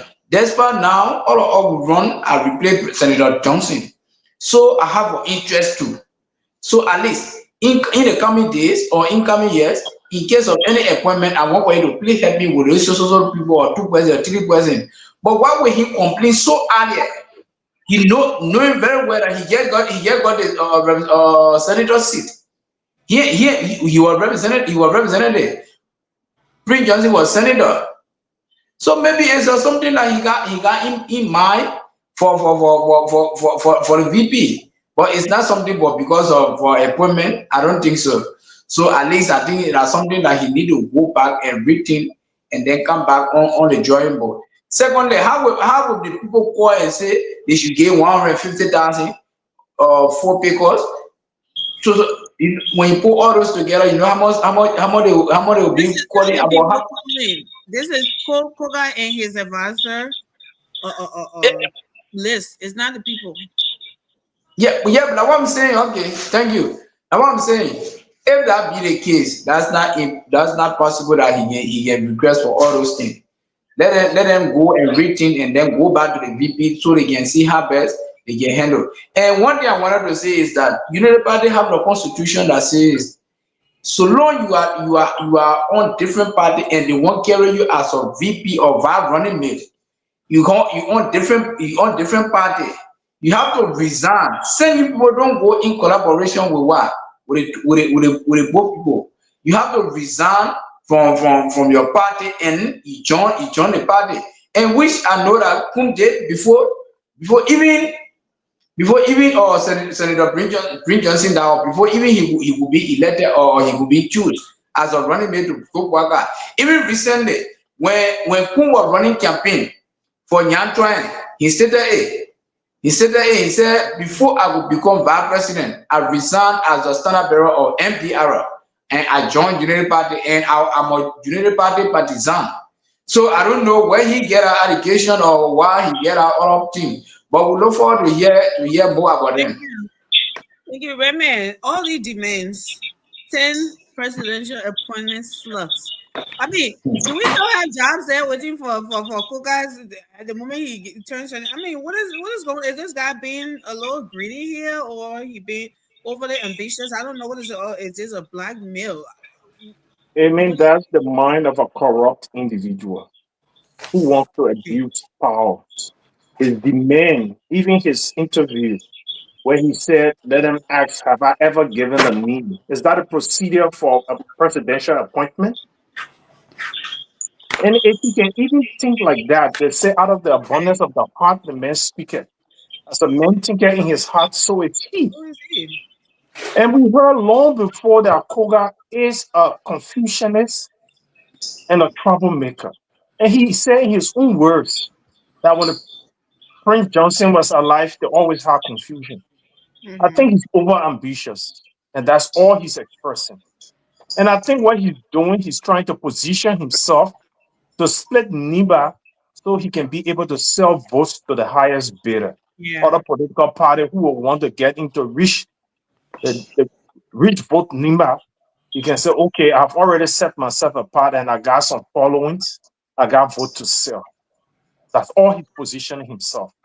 And all of his demands are unreasonable. And that's where, even before you read this, because I didn't see that today, my first response was, Koga, if you offer peace, it's all if you're saying it's true. Why didn't you find a peaceful means to resolve this? Koga is a traditional person. They got elders in Nimba. Nimba is a traditional county. Have he tried to resolve this thing through the elders in Nimba? He didn't choose that path because he wants war. And he's coming up to the public so he can cause this divide and this stir so that when negotiation come, and that's why he putting unreasonable demands up, so that the vice president would not be able to meet that, and so he can set himself apart. So by election, he will start causing all the stir, all the divide, all of the clickbait. He will start putting that out there So people can come to him, the highest bidder, people that come in can come with money because see what he asked for. Give this, put this amount. So he's selling. He's trying to sell votes. He's trying to position himself so he can be able to trade for money. And that's a corrupt mindset. So let me use this medium to condemn Koga. Your demands are unreasonable. Your posture is childish. And you're not all for any good. You're trying to sell the Nima people votes. And the Nima people should not fall for that. If possible, the Nima people should find ways to call you. If you can't listen, politically, they should deal with you. Thank you. So, Toure, he said the VP had 30 days to accept the above like that. Like you kidnap somebody's child and you call in and asking for ransom. This is what they sound like to me. But I mean, just before I go to Toure, right? Koga should understand that he's politically he's not strong in Nima. Given the fight that Prince Johnson endorsed him, he ran. The vice president endorsed somebody else. You lost to the person. Yeah. Why you won't tell me? Yeah, you would have won when the vice president supported him. So how can you want to? But anyway, go ahead, Toure. Let's hear you. This dude You see, sometimes it's always good for you to know who you are than people telling you who you are. You know, look, we all get in position based on our personal merits, and sometimes we find ourselves in position based on individual recommendation or someone bless us with the opportunity. Koga, in as much I like the guy, I just like his demeanor. But I can admit here tonight that he becoming a senator today was because of the fact that the people were grieving, and that whole connection with him and the old man, Prince Johnson at the time, actually made people moved. Well, jumping on about it. Jumping on about it. I don't think he's somebody that really. I mean, I saw through that. I thought that was for votes. And I stand to be corrected, but he's not a politician that every time he speaks I'm mesmerized. You know, I don't get that feel from him. He doesn't get my attention. But he's a traditionalist. I understand that. And from his demeanor and his posturing and all that stuff, it shows that someone who's been talked to in the back. It seems like someone who's telling him, man, you get a lot of power in Nima. It's like someone telling the man, say, my man, do not allow the VP to filibuster you. Mm-hmm. Do not allow the VP to overshadow you and belittle what you can be. I think someone is talking to him. And I heard Sidisha, especially from that guy we said today. Oh, don't worry, I'll play it for you. All right, so he was telling, he said, Koga, he don't even know what the man who jumped over Prince Johnson body. Trying to pull a few between them. So Sidishans are seeing what is happening. You know, it's politics, right? It is politics. But I mean, and they are saying that Koga could be a viable, you know what I mean, VP potential kind of thing come 2029. So now, but from Koga is actually looking at that. He's looking at that. This guy is not saying that Mumu now. You know what I mean? Like, in as much I would agree with him that he's a Confucianist, but he's also someone who seems to be power greed too. You know, because if you come to a party, you have not even asserted yourself into the establishment to be making the kind of demand he's making right now. I mean, these are unrealistic demands. These are demands that you know very well it's not going to be obtained, right? Yeah, but you want to use it. You want to use it as a point of you know what I mean, to just drive into your emotion and do what we already know that you want to do. He want to keep Nimba divided. You want to have his part, and then obviously the VP can deal with the rest. But yeah, I totally agree with Raymond. This guy, the sooner he get to know that he don't have that kind of leverage in him, the better for him. Thank you. So, Mr. Davis. Yeah. The vice president saying the vice president had 30 days to meet those demands. Those non-negotiable terms, or else Koga will leave and form his own political party. That's to me. I love that part. You see, Koga is shame. You're not going back to tell the Nima people thank you. It's shame. Koga is very disrespectful. That's the vice president left Monrovia was running campaign for him. Koga didn't run campaign. People ran campaign for him. So it's shame. Look at his demand. Where is the vice president getting all those material from? Where he carrying to be political leader for the party? Where he carrying there? You can remember Koga was very disrespectful with Prince Johnny when he said Prince Johnny can go generate money for the county and put it on his own self. Koga said it. And he asked Prince Johnny for forgiveness. He said it. But I promise Koga, if Koga go against Jeremiah Cohn, even Jeremiah Cohn lost, Jeremiah Cohn and Baga going to go for the second time, whatsoever, all that Jeremiah Cohn going to go. And Jeremiah Cohn lost election. And Koga goes somewhere, he lost election. And Jeremiah Cohn will go for senator, going to beat him flat. You're not even going to go anywhere. Then hopefully not career finish. Because they're going to beat him flat and representative, you will never get it again. So people that make you senator and representative, you want to go against them. The men will bring, I don't know how many people. Okay, don't look at the appointment. 10. Yeah, they should get 10 appointments. Then how many will get in? Maybe Mr. David, who is sharing appointment slots anyways? No, I just saying something. I mean, I don't know, but why is he asking for these things? Like, when the president win the election, the vice president is the one who has the power to appoint people, and he had all these slots. Like, which one is sending to? How many slots you want? How many slots? Like I said, it's up for grabs or something like that. What is he thinking? No, I just saying something. Koga don't know politics. That Prince Johnny then be carrying throughout. You don't know nothing about politics. Look, during the campaign, say, what kind of campaign is Koga speaking on? What is speech? No speech. And you get each senator 10 appointments. They're going to get 300 appointments. 300 appointees. Because every 15, two senators are going to make 10. So, Nima can do 20.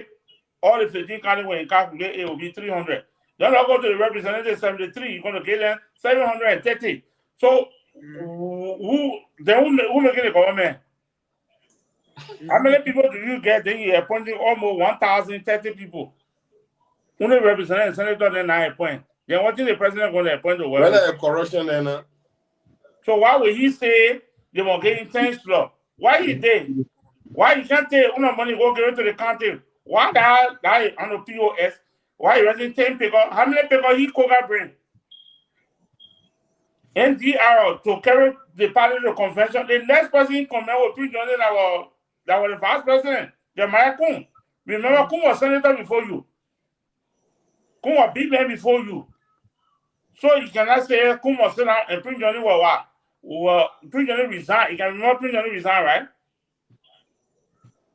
Prince Johnny resigned from that party.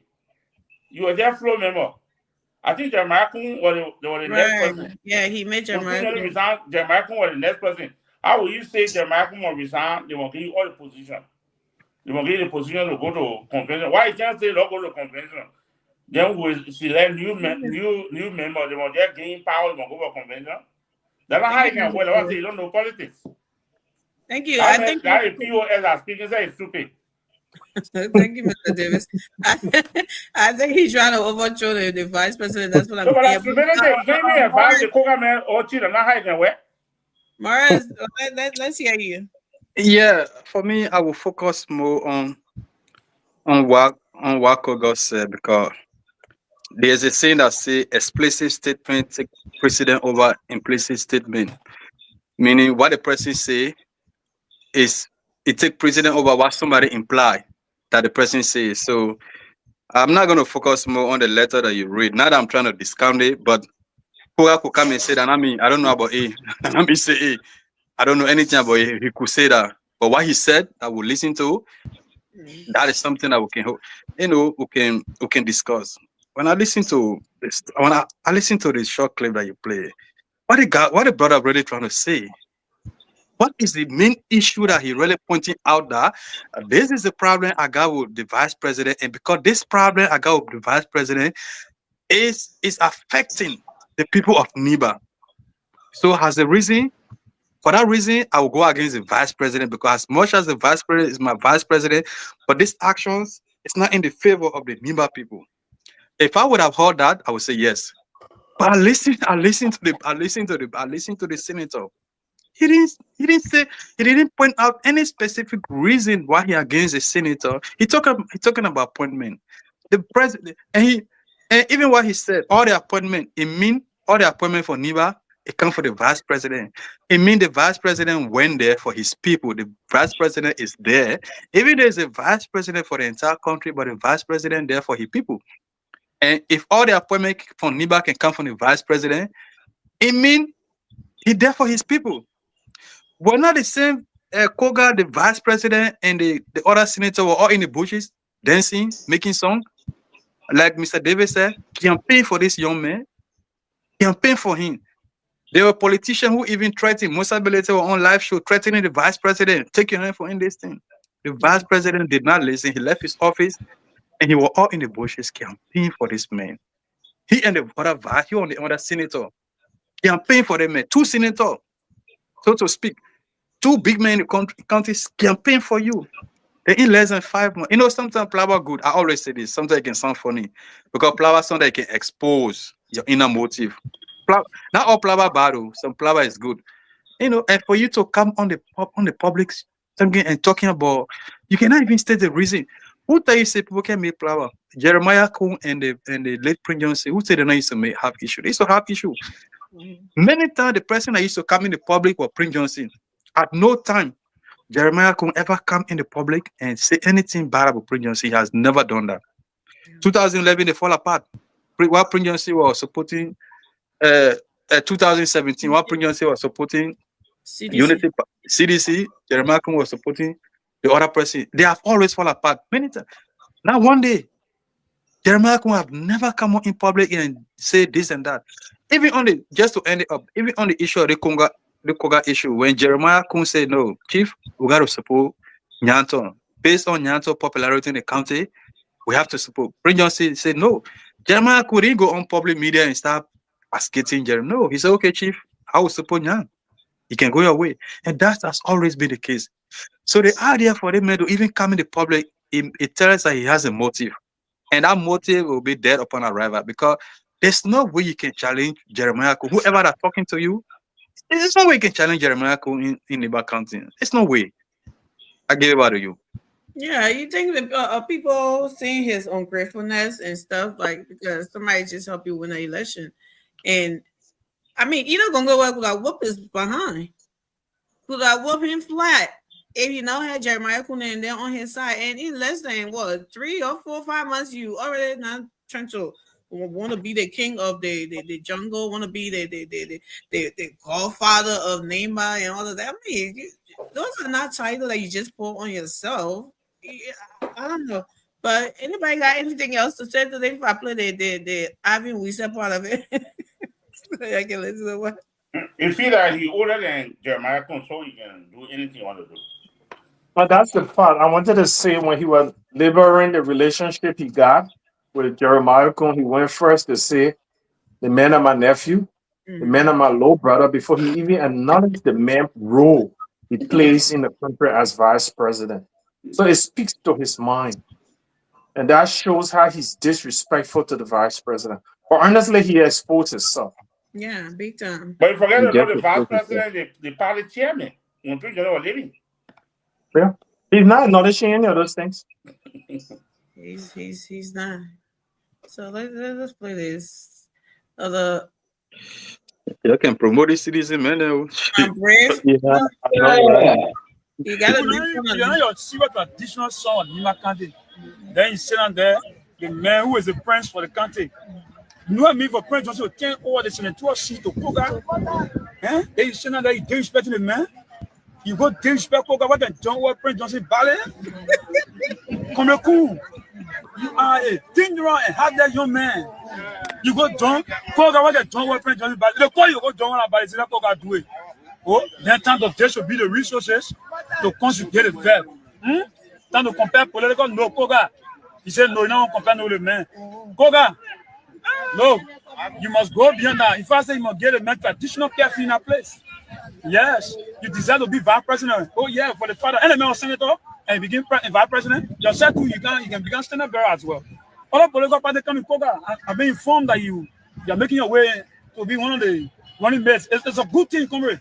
Don't let Kung fool you. They may deceive Prince Johnson. They may deceive the people of Nima County.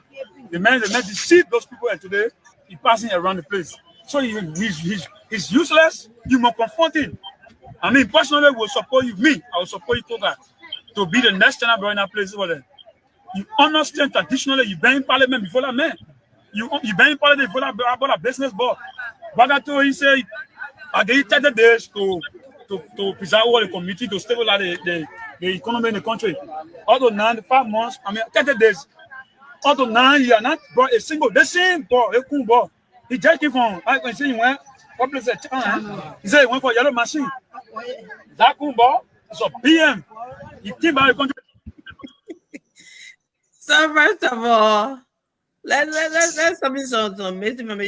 Waga did not tell him say he must stabilize the economy. He said to sending a committee to find out, to investigate why the prices right contradicted into what they had done. He didn't tell him to go stabilize it in 30 days, and he never told him say he went for a mission. But anyway, he said Prince Johnson turned power over to Koga. Is that what happened, guys? You know. I think, Francis, I think Batu can just take a minute on the issue. I don't think this is something that we need to go too long on it. Everybody, if anybody want to have something to do with yeah, seriously. Sometimes some of those issues are not even important that we should discuss it, because as we say that people that want popularity, they want to say something that, oh yes, I say it happened. When he realized that whom that brought to him, so as we listen and discuss. Sometimes I know you guys want to dismiss these people, but sometimes when somebody trying to expose that ignorant, you help them to expose the good. That's not a publicity that you give them, that it shouldn't be something. Go ahead, Ture. I don't really think it was.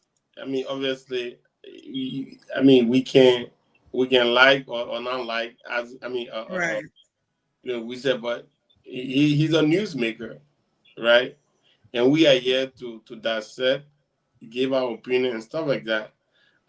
He may come up to be saying disjointed statement or all over the place, but he cannot in any way, even through that convoluted positional statement that he made, you can find some semblance of political maneuvering in there.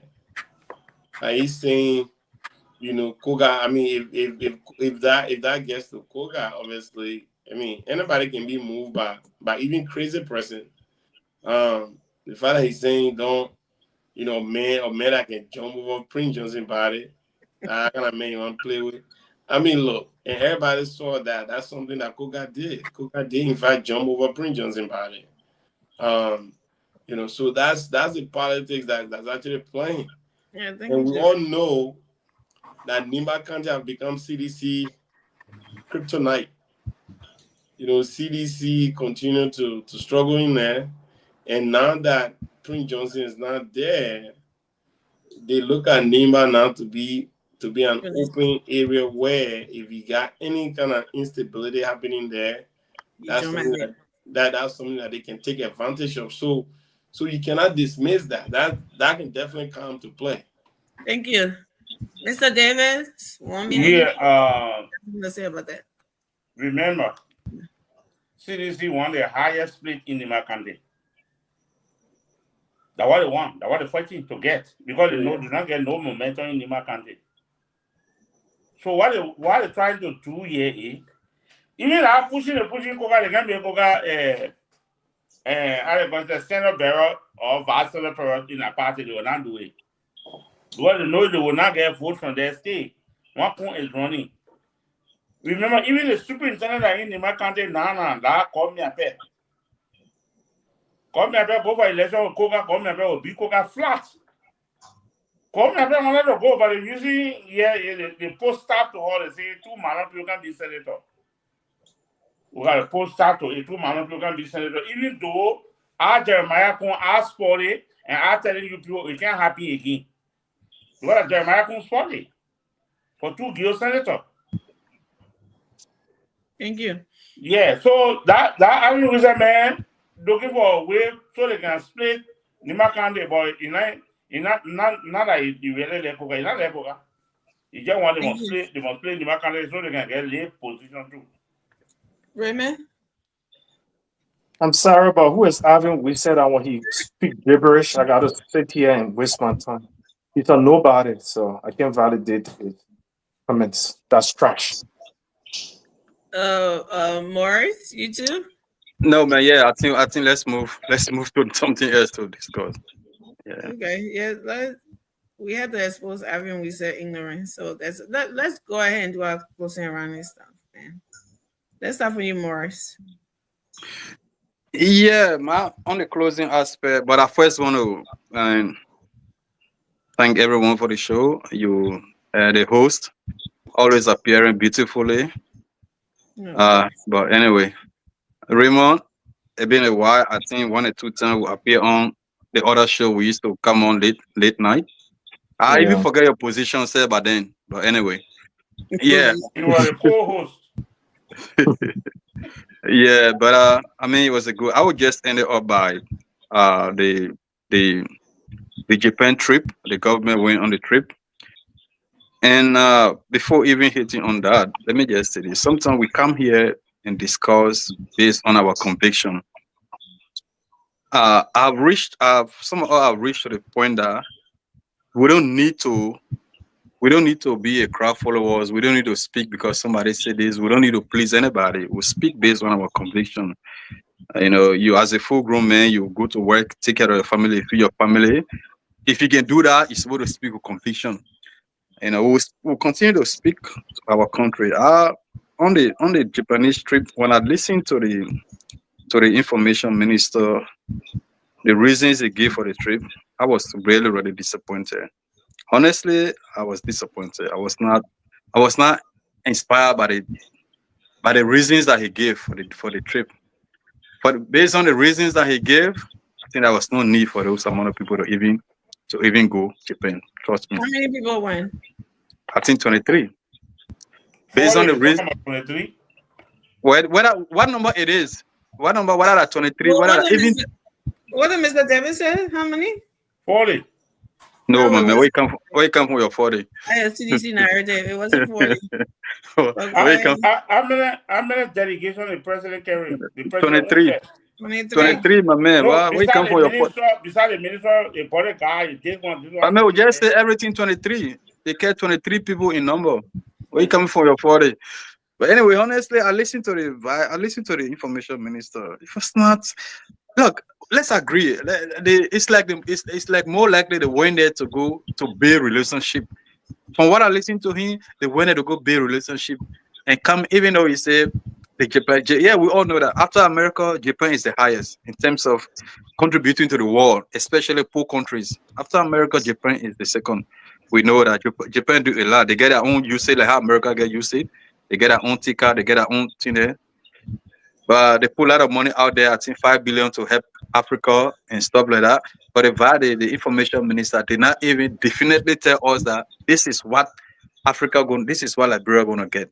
So not to take more time, I was really disappointed. I was not impressed. Seriously, for what he said, all the reasons that he gave, I think it was not even worth 10% going for that visit. Yeah, I could go in detail into that, but because of the time, I thought it was going to be a talking point. But since it was not a talking point, So you want to talk more? yeah, in a nutshell, I was totally disappointed. I was not impressed. I was disappointed. Yeah. Thank you. Mm-hmm. Raymond, Tatos, what happened to you? I should have let Tatos go first, from Liberia. But go ahead, Raymond. So I just want to speak to the Japanese investment in Liberia. If anybody knows that and still complain of 25 Liberian persons going to Japan, then I will wonder what did they mean. The Japan involvement just on the Japan freeway is about 100 million. Besides that, Japan sends petroleum product to keep energy supply in Liberia stable. Our staple food, rice. Japan send rice on our market, what our vendors sell, to keep rice stable in our market. The level of Japan involvement in Liberia is second to the Americans. If you have to send 23 of your high officials to those people to give them the courtesy and the respect for their investment, and Japan investment in Liberia is grand and not loan. If any Liberian would tell me about all of those, sending 25 persons or 23 persons to engage with the Japan with a level of respect. And if you don't know Japanese people, they are very traditional. Japanese are not Americans. They take human interaction very highly. I went there for school. When the Japan man speak to you, he bow. Look, Liberian, let's stop playing this kind of thing. We don't understand something. Let's be very cautious. It doesn't cost the Liberian government $1 million to send 23 persons to Japan. We need to sustain the level of investment Japan has in Liberia. When Japan about to send people to come and review a project, I was managing one of the Japanese projects in Liberia, which was $5.6 million, a Japan grant fund project at the Ministry of Public Works. When we used to have review meetings, Japan used to send more than 4 persons to come sit down on our $5.6 million project to come and review and see what their taxpayers' money is doing, how much we have invested in it, and to what extent the quality of our works and reports are. If the Japanese people take serious what their monies do, and they invite you to such a place, and let me share with everybody, before this invitation comes, there's a diplomatic notice exchange. All the SAR meetings, when you go to these events, and not just one conference you're going to attend, there are a lot of different size meetings, and the schedule is on the itinerary. If you don't show the level of seriousness called diplomatic engagement, that's how they're going to position you. And don't Liberia need a lot? The JFK we're talking about today, the maternity center that looks modern for people to go on. Our infant mortality rate was very high when plenty of people were dying at Liberia. That was not Japanese investment. So sometimes maybe we need to just take a little day and do some snap research and see the level of Japan investment in Liberia. Then when the Japanese invite us to these kind of places, we'll know what kind of courtesy and attention to give to it. And let us stop playing political correctness with these things. Sometimes we don't have all of the information. We're not privy to all the details. Sometimes let's just take a little bit. I'm urging everybody here to go and find the level of Japan involvement or investment in Liberia. The grant money that we're not paying back, what the level of it, and see if we need to take $1 million to send Liberians to Japan to thank them and give them the level of courtesy, whether it's a waste. Amy, can I have 10 seconds? Thank you. Can I have 10 seconds? Terrell. Can I have 10 seconds? Huh? Yeah, go ahead, real quick. That's real quick. Right, real quick. What I say here is not that we just come here, we talk about something that we don't know. If I started by saying that we acknowledge the Japan contribution to Liberia, and as a matter of fact, after America, Japan is the largest country in terms of contributing to Africa. America is the greatest is the highest contributor to Liberia. Does that mean Liberia should take 200% they send America for a special for every event? My argument here is that on study occasions, it doesn't matter the amount of representation. When you say you should, the amount of representation matters. That's what on this issue.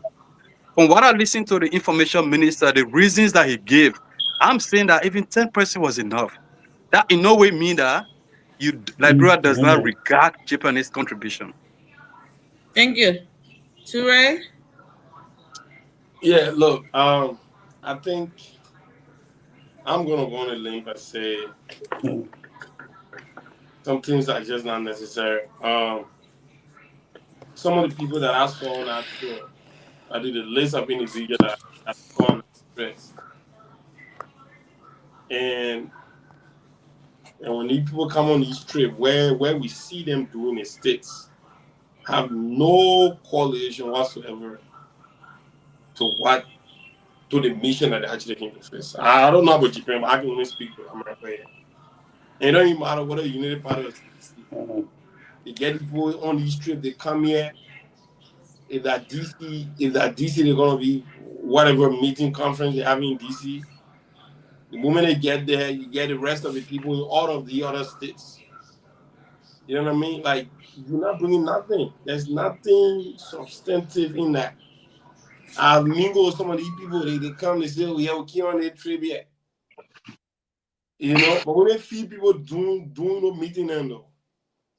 So I mean, for a country that has scarce resources, I truly believe putting it to work, and we know all of the connection that has with Japan, all of that stuff.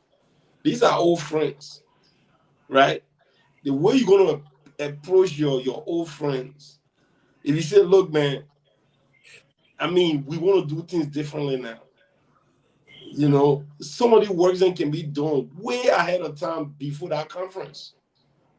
You know, but I don't know. Maybe it's just me, but I just don't see in this generation, in this time, when digital information sharing is so lightning fast and all that stuff, for people to just get 25, 40 people on a plane to go on a foreign trip, I just don't understand it. It don't make sense to me whatsoever. And especially looking at the size of the population of Liberia. We're not even talking about a country that got 100 or even 60 million people. You know what I mean? Like some cities in America get almost like twice the population, or stay have twice the population of Liberia. Like what? I mean, I just don't understand it. But that's just least of what I have to say. But it's solidarity. I'm gonna close on this. We cannot in any way say Liberia got a lot of problems when we paying these lawmakers with the money we pay these guys. It just don't make sense to me. I mean, there's absolutely no rational reasoning that can really justify why we should be paying these guys the money we pay them. I don't see their output in any way as a justifiable reason for us to be paying them the money we're paying them. I just don't see it. What are they doing? What are they doing to really demand taxpayer to pay them that money? All they do, some of them, like, for instance, why didn't do on that trip? Why didn't do on that trip? I told Senator. Somebody really tell me why Abraham Darius don't do on that trip. Let me ask you the question: why we had U.S. congressmen in Liberia recently? No, I mean, look, you carry 40%. They use the same logic. That's all I'm saying. Use the same logic. Yeah, why did they go alone? Let me finish, Mr. David. We can look at that. Ture, please. American congressmen can travel. Their office take care of that budget. That's not coming from the state coffers. The state taxpayers' money, Ture. Well, it don't matter though. It does matter. That's what you're elected leaders for. You got a role to play. Ray, you cannot tell me Liberia right now, with the limited resources and budget, with all of the problems we have, with drugs and everything, you can pull 50, 30, 25 people. But Ture, like I asked you the other time. Like I asked you the other day here, now, Ture. if you ask me, the people that are supposed to give us reason as to why you have all the people, they can't even give you anything, right? But Ture, the last time I asked you, we were on this conversation. I asked you the last time we were on this conversation, right? Would you rather, like with all the things that Japan does for Liberia, and you have like right now the president when they met this hospital is supposed to come and train people, hospital, doctors, nurses in Liberia. If you have to pull a 20 or 25 person in a plane to go, like Remy said, and just what Remy said, I said it the last time. You have the people in these field that you feel they have to meet with these people. You can't have a Godfrey go and go meeting with minister. You can't do that.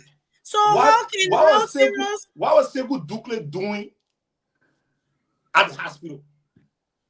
So Ture, I mean, Amy, let me just come in. So, Amy and Ture, let me just come in a little bit, right? I'm fortunate to have attended the Focus Summit representing Liberia. I went to China. And with my experience, when I went, sometimes we used to leave meetings by 3 a.m. You know why? There are a lot of other people that are interested in Liberia, and they will engage with their government because they understand such a forum's taking place. Exactly. They got some investment interests. You will have to sit with them, and if they're interested in infrastructure, the public works team will have to meet these people. And the government invited you there for opportunities for their citizens who have companies to invest and expand. It's a two-way street. Relationship is always a two-way street. It's a give and take.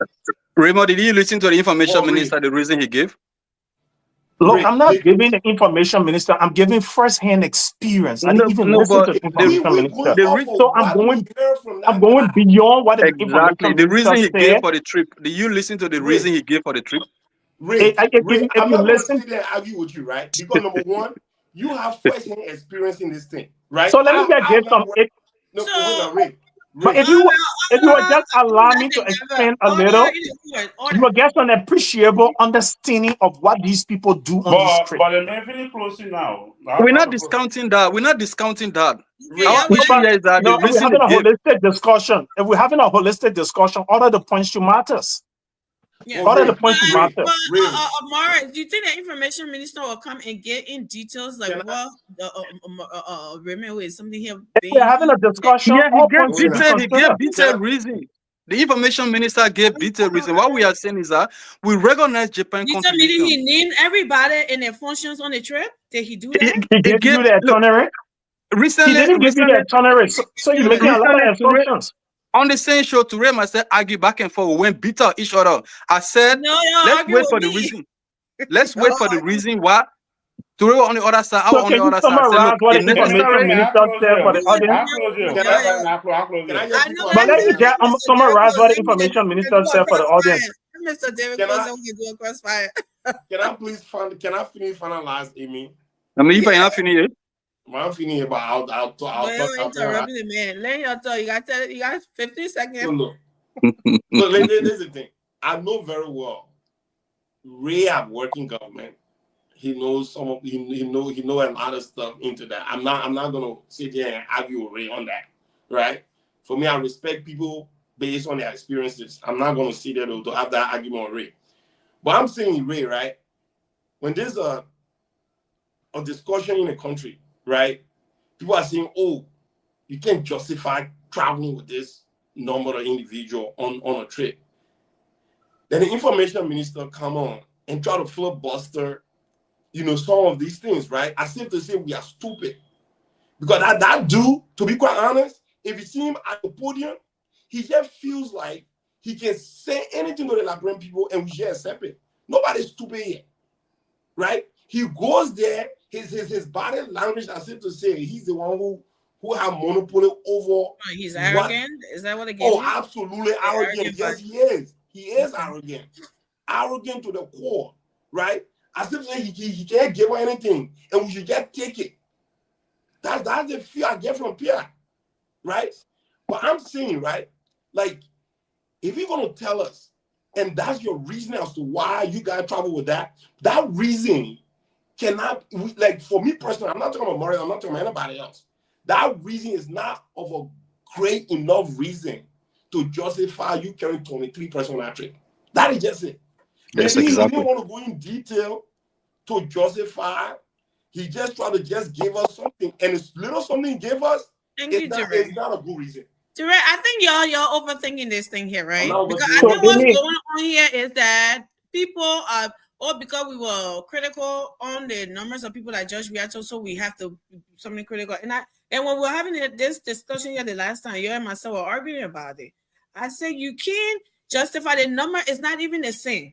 And you talking about these people, like Raymond said, you have meetings that you sit with these people and talk with other people there. And when we talking about agriculture, we cannot have Gafan in that room to tell us he doesn't know the agriculture boss or minister or what he wants to do, what his plans are, what Liberia something here, what is so Gafan cannot discuss all of that. The agriculture minister will be the one to do that. If you talk about healthcare, the health minister should be the one to do that. If you talk about these things, don't yield fruit right away. They don't come with the money in a bag for it to come with us. But what? It comes along. Like training or doing the hospital and all of that. Those things it comes later. You're not saying, because this and that. I think we are thinking over there too much money. You spend money to make money. If you can't make these trips that are more important, and I told you the last time, I said, I don't think Joseph Boakai is that crazy that he would just take people to go do jolly, and not for the reason. I said it here the last time, and I'm still saying it. I don't see that. And to me, what you're talking about is that after the meeting that people have, if they have few time, they shouldn't go out and something, or while the meeting is on, people leaving for now and say, we out here to jolly. If they're doing that, if you saw that in the previous administration, I haven't seen that in this administration. And there's nothing wrong with criticizing, but we should be open-minded too. We should know what. Sorry, Mr. David, you haven't closed yet. Go ahead. So anyone, Mr. David, close. Please allow me just share a little insight. Crossfire, no, we're not coming listen to you. Crossfire, we're not coming lecture all, brother. Yeah, we all do Crossfire. It's not about lecture. We all we'll do Crossfire. Yeah, let me just take a deep breath. 23 people going on a flight. I don't know whether all of them roll VIP or they didn't have VIP on the plane. If all of them have VIP, some ticket are 7,000, some are 8,000 per ticket.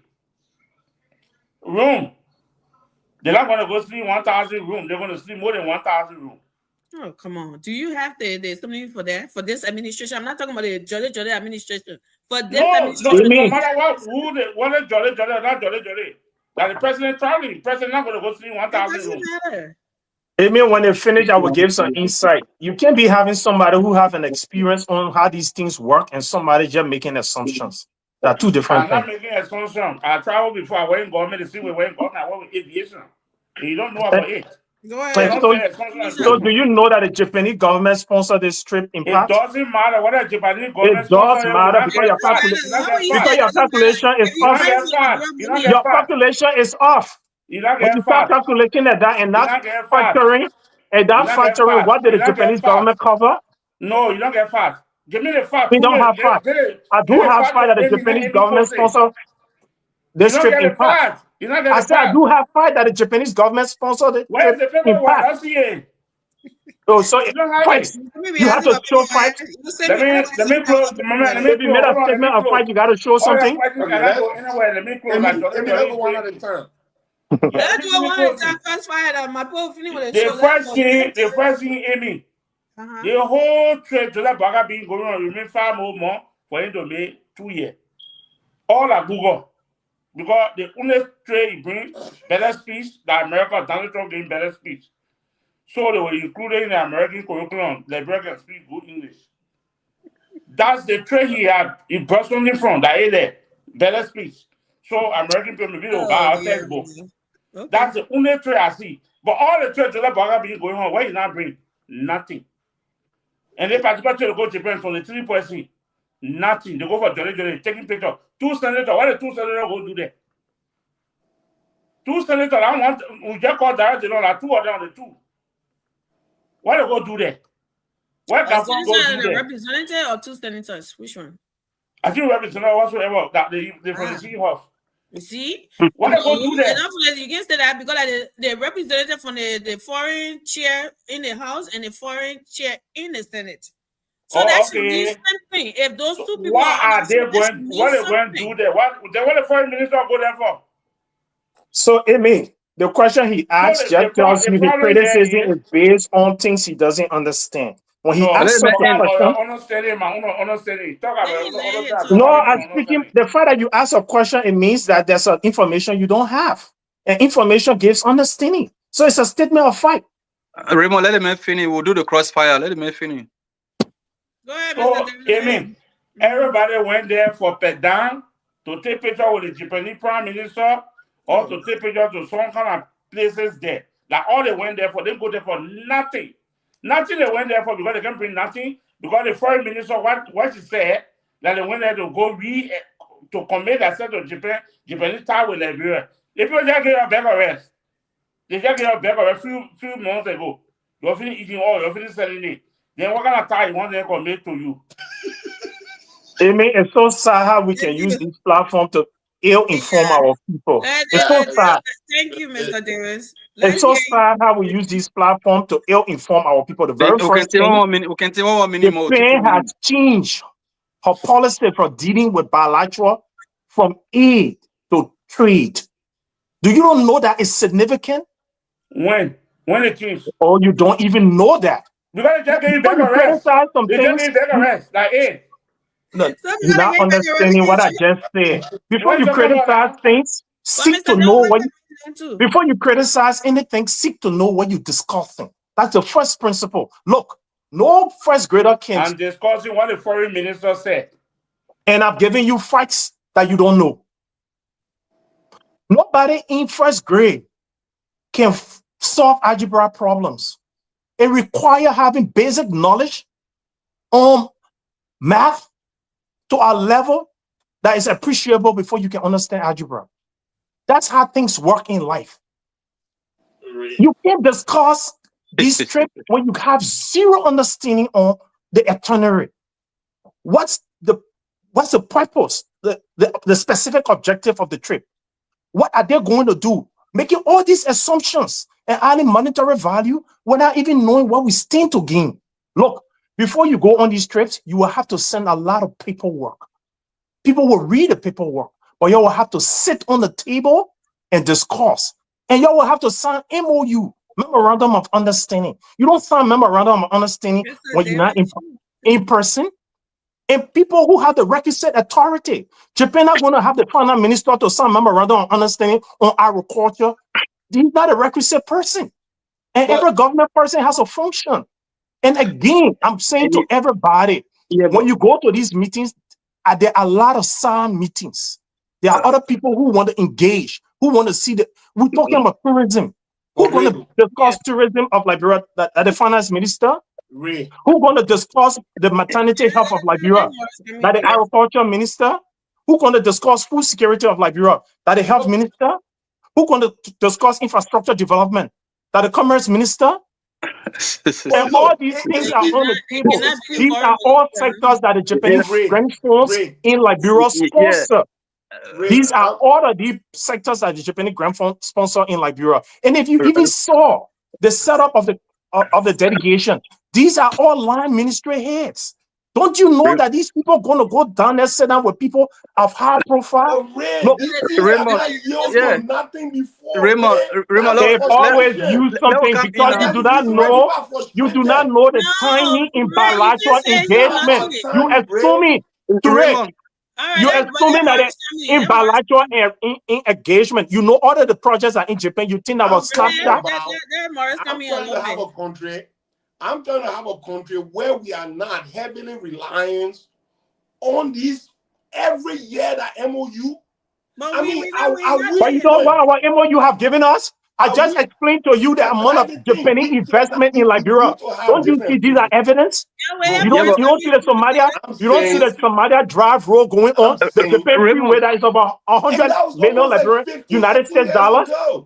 I'm asking you, but you know how it got there? You think nobody went to Japan before it got there? You think we sat in Liberia with our hands between our legs? You know how the maternity, the maternity center. Do you know how the maternity center at JFK got constructed? You think we sat down? I'm just saying. Remember that Morris coming a little bit too early, Morris coming then. At which point we as a country we're gonna have some pride in us, right? All the things that need me, right? Agriculture, healthcare, education, public works, all that stuff. You can't carry down one thing to one person. They have to take your entire ministry here. Yeah, but you got to realize that they are investing in all of those sectors. But the point is that if you don't know that they're investing in the other sectors, then you will stay Raymond.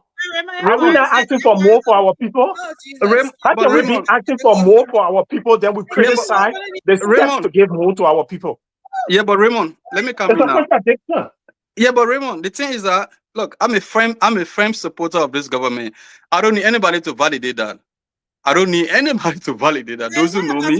Government, though. And another point, that's not the discussion. But let me learn now. Let me say something.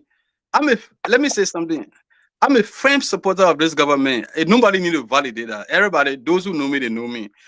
My argument here is that when we heard about the 23 trip, I never condemn it. I never criticize it. In fact, on the very show, Toure has been very consistent. Yes. Toure has been very consistent on his position. I said, no, let's see the outcome. From the outcome, we can make a fair judgment. I don't care whether the Liberian can take 100 persons in Japan, they can take 1,000 persons. What matters is the dividend. What matters is the dividend. What we get from that amount of people that they take to Japan, or what we get from the amount of people they take to America, that's what matters. You cannot tell me, look, there's no event where they will discuss everything about the country. There's nowhere. So it's not about we don't know what we're talking. You the only one to know. That's not the argument. The argument is that it's a national issue. You take 23 persons to go to Japan for an event. I listened to the information minister. I listened to the foreign minister. The reasons they gave for this trip, it does not commensurate with the amount of people they take for the trip. That is my argument. Can you recite I'm not denouncing. Can you recite the reasons? Hey, my man, listen to me. I'm not denying. You're not even getting the point. I'm not discounting right now. I'm not discounting the Japanese contribution to Liberia. I'm not discounting that. I'm looking for my argument here is that. My argument here is that. My argument here is that. I don't want you to give the reason that wasn't justifiable. Even in the code, your reasons you gave for your actions will determine the reward or the punishment. That's how it goes everywhere. So it's not about lecturing people that will not know what we're talking. You work in government, nobody cares whether you work in government or not. You have your experience, we'll respect you for that. But on this argument, we are saying that the reason they gave, not you are not the one that gave the reason. The government gave the reason of why they went there. We are saying that based on that reason they gave, based on that reason they gave, it is not justifiable for them to take that amount of people. But how would you know the reason and condemn the reason? You can't even say the reason that they gave. The reason we're not numerated, Ray. You're not discussing, my brother. The reason we're not numerated. The reason we're just given. If you give me just 5 minutes, I will give you the reason why. And I will give you the reason. Just 5 minutes. So the 30 minutes is yours. Give the reasons. Are you the timekeeper? Now you complaining again. Morris. You don't even have to go enumerating what the reason were. All right. You heard. If you want to discuss an issue, you got to be able to be specific about the issue. Then you're not talking the issue. If you can be specific about the issue, then you're not you all listen to the foreign minister. The foreign minister is simple. If you listen to the foreign minister, it can recite all the issues, but you can go on with condemnation. Then your criticism is not objective. Amy, make sure you capture this tomorrow. We can actually start on this. The guys can't even remember the reasons, but you're the one criticized. I just told you you don't even. I just told you the reason that the information minister gave. I gotta run. Oh, what are those reasons? I need to be up. See, but you can't tell, oh, Japan do that. Nobody interested in lecture. We are interested in what the government, the reason the government gave. That's what we are interested so why in. the reason the government gave? You can't even recite the reason the government gave. I mean, you forgot it. I'm particularly not interested in your experience. I'm not interested in that. No, I'm so interested in the reason the government gave. No, you should be interested in the fights. If you're not interested in the fights, then your arguments are not objective. If you're uninterested in the fights, then your arguments are not objective. Whether it came from me, whether it came from me or it came from anybody else, if you're interested in Liberia's development, you will be. The thing I come from you, how is that a fact on this issue? How is that a fact on this? On the particular issue, the thing that you say, how is that a fact? So what I just said about the fight, if you understood, I even asked you, what are the reasons the government gave that are not justifiable? The matter of fact, you're not talking to yourself. I told you probably. Can you allow me to just make a complete sense? No, probably you're not listening well. I told Can you you the reason allow the me to make government a gave. complete sense? You asked me a question, I'm responding to you, but you I didn't ask you no me. question. I didn't ask you no question. You said? I did not ask you any question. Okay. I did not ask you any question. Go ahead. I gave you 30 minutes, but you said I'm not a moderator. So, I mean, you're not even interested in engaging. You're not interested in engaging. You're not interested in an intellectual discourse. An intellectual discourse and let's go one at a time. An intellectual discourse. What the reason the government went there for? So I just recited. One, Japan has changed her engagement, bilateral engagement from E. You're not going to listen. I mean, I hope we're not making noise. We're not here to waste our time. We're engaging with the public. So let's conduct ourselves and let's stop being condescending, bro. Get talk. Stop being condescending. No, that's condescending when somebody is talking and interrupt them as well. It's condescending. It's condescending as well. Let's go. I said, no, I didn't use the word condescending. So let us not reduce this thing to petty talks thrown at one another. You said we don't know what we're talking. How many times you say we don't know what we're talking? Bringing it up. He used the word condescending. I never used the word condescending. So let's throw our emotions to the flame because it doesn't matter right now. What we're doing, we're engaging with the Liberian people. So let's put the petty feelings aside. What I'm trying to say, Japan have changed an engagement, her bilateral engagement from aid to trade. Trade means it's going to be fair. I gain, you gain from whatever I give you. What Japan has been giving us before has been grant. The Japanese project, all the money that is sponsored by the Japanese project in Liberia is called the Japanese Grant Fund. I told you I even implemented a portion of those things. So I'm coming from a background of deep understanding of this issue. And if you can appreciate that, that's fine for you. But what I'm saying currently is the government going to Japan, with Japan engagement changing, we need senior level government officials and technicians in those meetings who are able to sign MOU, who has the requisite understanding and the requisite authority to act on behalf of the government of Liberia. And if you're going to meet your bilateral partner, which is your counterpart, who's sitting in that room, and you don't have the equal authority to sit in that meeting, why would they have a discussion with you? What agreement are you people reaching? There's a negotiation. There's an exchange of positions. Liberia have one, Japan has one. Who can agree on behalf of Liberia in those meetings?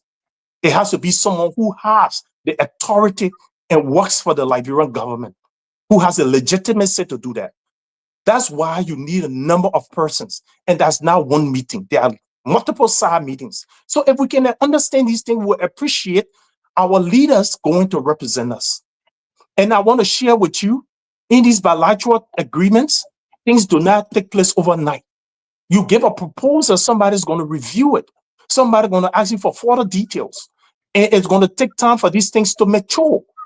As a matter of fact, the evidence are in Liberia. We have numerous Japanese grant funds projects in Liberia.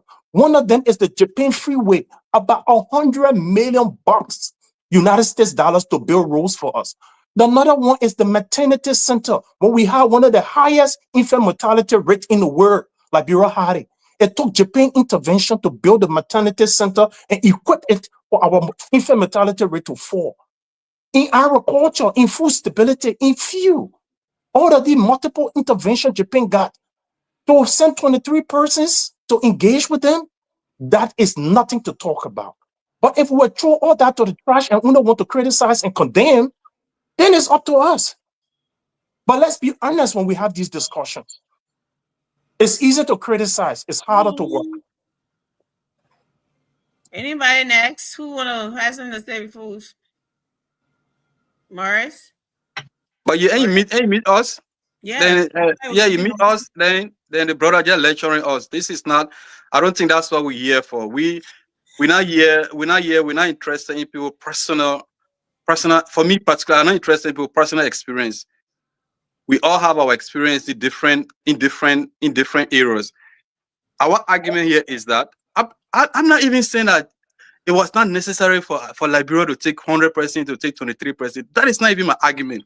My argument here is that based on the reason, you're just talking based on your experience. Look, even if you take 1,000% in Japan, I don't care. What matters is that the benefit of that trip. That's my argument. I don't care about whether you take 23%, 25%, 30%, 100%. With all that you're telling, with all that your red herring argument, I'm not interested in that. My argument is that the information minister and the foreign minister spoke. Oh, when to Japan, because looking at Japan's contribution to Liberia, looking at what Japan has done, looking at what Japan helped to do. Is that why you went? You carry 23%? No. I'm not saying that Japan have not done enough in Liberia. They have done enough. If you ask me, take 100% to Japan. Take 1,000% to Japan. So go tell them thank you for what they have done for Liberia. So the foreign minister and the information minister told you they went there to tell the Japan thank you. They didn't tell me. They spoke to they spoke to the Liberian people in public.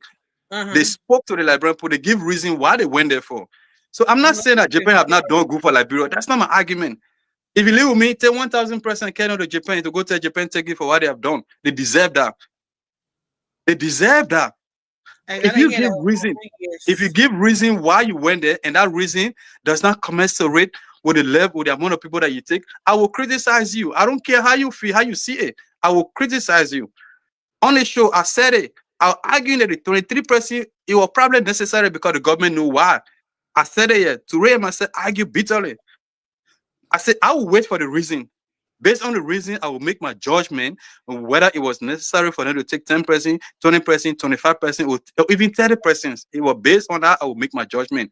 And I have listened to the reasons why the government went there for. I said, no, the reason is not sufficient for you to take 23%. What's wrong with that? What's wrong with that for you to come with all the 1905 experience you have? I'm not interested in that. That's not fair, though. I think experience gave. Maybe you may not be interested, but people watching the show on the particular issue. Nobody discounting what Japan have done for Liberia. No, we're not discounting that. 1 second. They might want to know from what side, what experience you have on this thing that you may be talking about. Maybe you may not be something, but maybe somebody else might be. So if you give your experience, Morris, it will be unfair for somebody to say, "Oh, Morris, I'm not interested in your experience." That's what I'm saying. So it shouldn't be something like that. Well, I'm trying to find it. The tape, if you don't mind, to play and hear what they say. No, I'm leaving, man. Unfortunately, I'm leaving. Okay. Yeah. Good night. Yeah, Amy, let me come in. Yeah, go ahead. I work in government the same way too. I like civil aviation. When we go for aviation conferences, we go there for purpose. We go there for what the conference is in about. The meeting we go to aviation conferences is, what is this conference about? Is this about the control tower? Or is this about whatever on the airport or whatsoever, fire service or whatsoever? What this conference is about. So when the conference is like that, the only person that leads from our department is the Director General. Plus the people that the team we're going for, they got to take people from that department. No other department going because they're not our area. If they're for fire service, they only carry fire service people. They don't want to answer all their questions, then they don't want to need that assistance. They don't want to know what happening to fire service. If they're the control tower, they will go with the control tower people. They don't want to need what they need in our place. Because I can't say I work in aviation administration, then I go represent control tower people to do what they. But isn't that what Raymond said here? But the problem is, people are going there for different meetings. Let me tell you, before you go for some of those things, the the first thing you got to target something. What will Liberia target? What will I target? And then meeting is going to be long before the people then go. That's why you get embassy to the country. The embassy represent you there. They get people in the embassy that work there too. So those ambassadors sort of know what kind of investment they're doing. You cannot just send ambassador all over the place. They know nothing. They know anything about tie between their country and their country. No, it's not going to be like that. When you say ambassador as a representative, poor country then when you say ambassador down there, the people then they sort of represent you, looking for people to come to your country. So the ambassador and whatsoever should be working all the time. Why is Liberia coming independent to come and achieve? What Liberia want? Maybe Liberia want the medical side. So that when the president comes, we'll talk more about the medical side. Maybe we'll get supply all medical equipment. We'll get this. Then they will bring the medical team. They will bring some data from JFK. They had data whatsoever with the Minister of Education. I mean, Minister the Minister from Health Ministry. All of them will go there to sit down and talk about what the need for JFK, what they need for all the hospitals, all the medical center in Liberia, what they need. So they will discuss it. They're not just going to sit down there. They take people. They just take somebody from this side. Probably we're going to discuss about health. No, probably we're objected to discuss about road rehabilitation or road construction. So when they're talking about that, we're going to meet the public, those groups. There's someone when Jeremiah Kun was going, probably when minister can go. Because they're going for yellow machine. Like probably what area there, you can't get health minister there when they're talking about road construction, all they want there. Mr. David, you're saying the same exact thing that Remy just said, that he just pulled out. That, no, but most of the people that go, they didn't go for nothing, they didn't go do nothing. You don't know, and you assuming. All were not attacked. Although everything, health, not health set. Most of the area then, the people that went, they never tackle anything. They had no, to do Mr. with anybody. Mr. Davis, you're wrong, and I want you to admit that you're wrong. The things you don't know, let's just have an engagement. The speech that Jeremiah Pierre made, I got it right in front of me right here. So all the things you're saying, you're wrong. He gave the reasons, and this is what he said. I will just summarize because I can't read. It's a long thing. So, when we not understand something, look, they say as a man thinketh, so is he. The way we understand something, but when you are talking, I never told you how to talk. Yeah, that's what we're talking about, condescending. When we're talking, I never told you how to choose your words. Let's respect one another on the platform. I've never been condescending to you. It was that fellow who used the word condescending, and I repeated the phrase. I've never been condescending to you. So please, I've called me the same courtesy. I appeal to you because I can go water as well. Jeremiah Pierre, I got his stuff here. So good we're in the internet age. You can ask the internet for things and he can give it to you.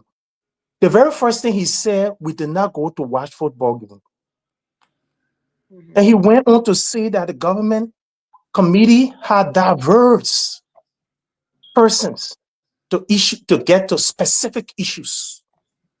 He summarized everything. And he said the meeting engaged in foreign affairs, commerce, development, trade, investment, and international relations.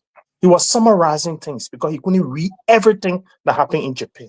He gave it in the nutshell. So he tells you that there were different sectors that the engagement was about. Two, the thing you're talking about, Nana aviation meetings.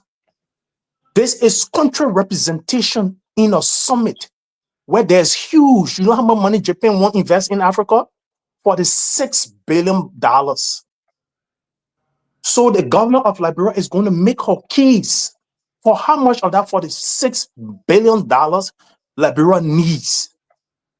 So if they're in agriculture, somebody from agriculture got to make that case for agriculture. When I'm in health, somebody from health got to make that case. When I'm in infrastructure, somebody from infrastructure had to make that case. When I'm in public relations, international relations, foreign affairs people are going to make that case. And that's what the information minister said. And what I'm trying to say, I've been in one of the meetings where China invite all African countries for all African, and China development in Liberia is big. China is developing in a lot of other areas as well. So each and every person had to go to separate meetings. The meetings I attended, other people never attended those meetings. Because you will divide yourself in small groups and have those meetings in those groups. And you come and report on a meeting. Sometimes there were meetings I attended that told me I was not the authority to represent Liberia in a meeting. They needed the public works minister, and the public works minister will be the president in another meeting. These things happen, and they will postpone the meeting until you can have, and you're there for a short time. If the conference for 1 month, for us, we'd stay in China for a month. There were times I had 3 invitations to go see the Great Wall of China, and I had to cancel some of those invitations because meeting came up. Some of the meetings were not even planned. Another organization will ask for a meeting while you're there through your ambassador. And the ambassador cannot answer to health-related questions.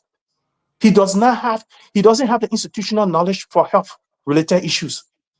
He can speak to another medical doctor or a health minister in Japan about health issues in Liberia.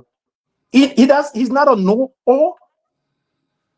No one person. Look, you can be an effective information minister if you're not having training in that area, no matter how well you can read. You can be an effective engineer if you're not educated in engineering. You can speak on road issues. You can take 1 day to prepare for that and go talk to 25, 30 meetings. These are the justification.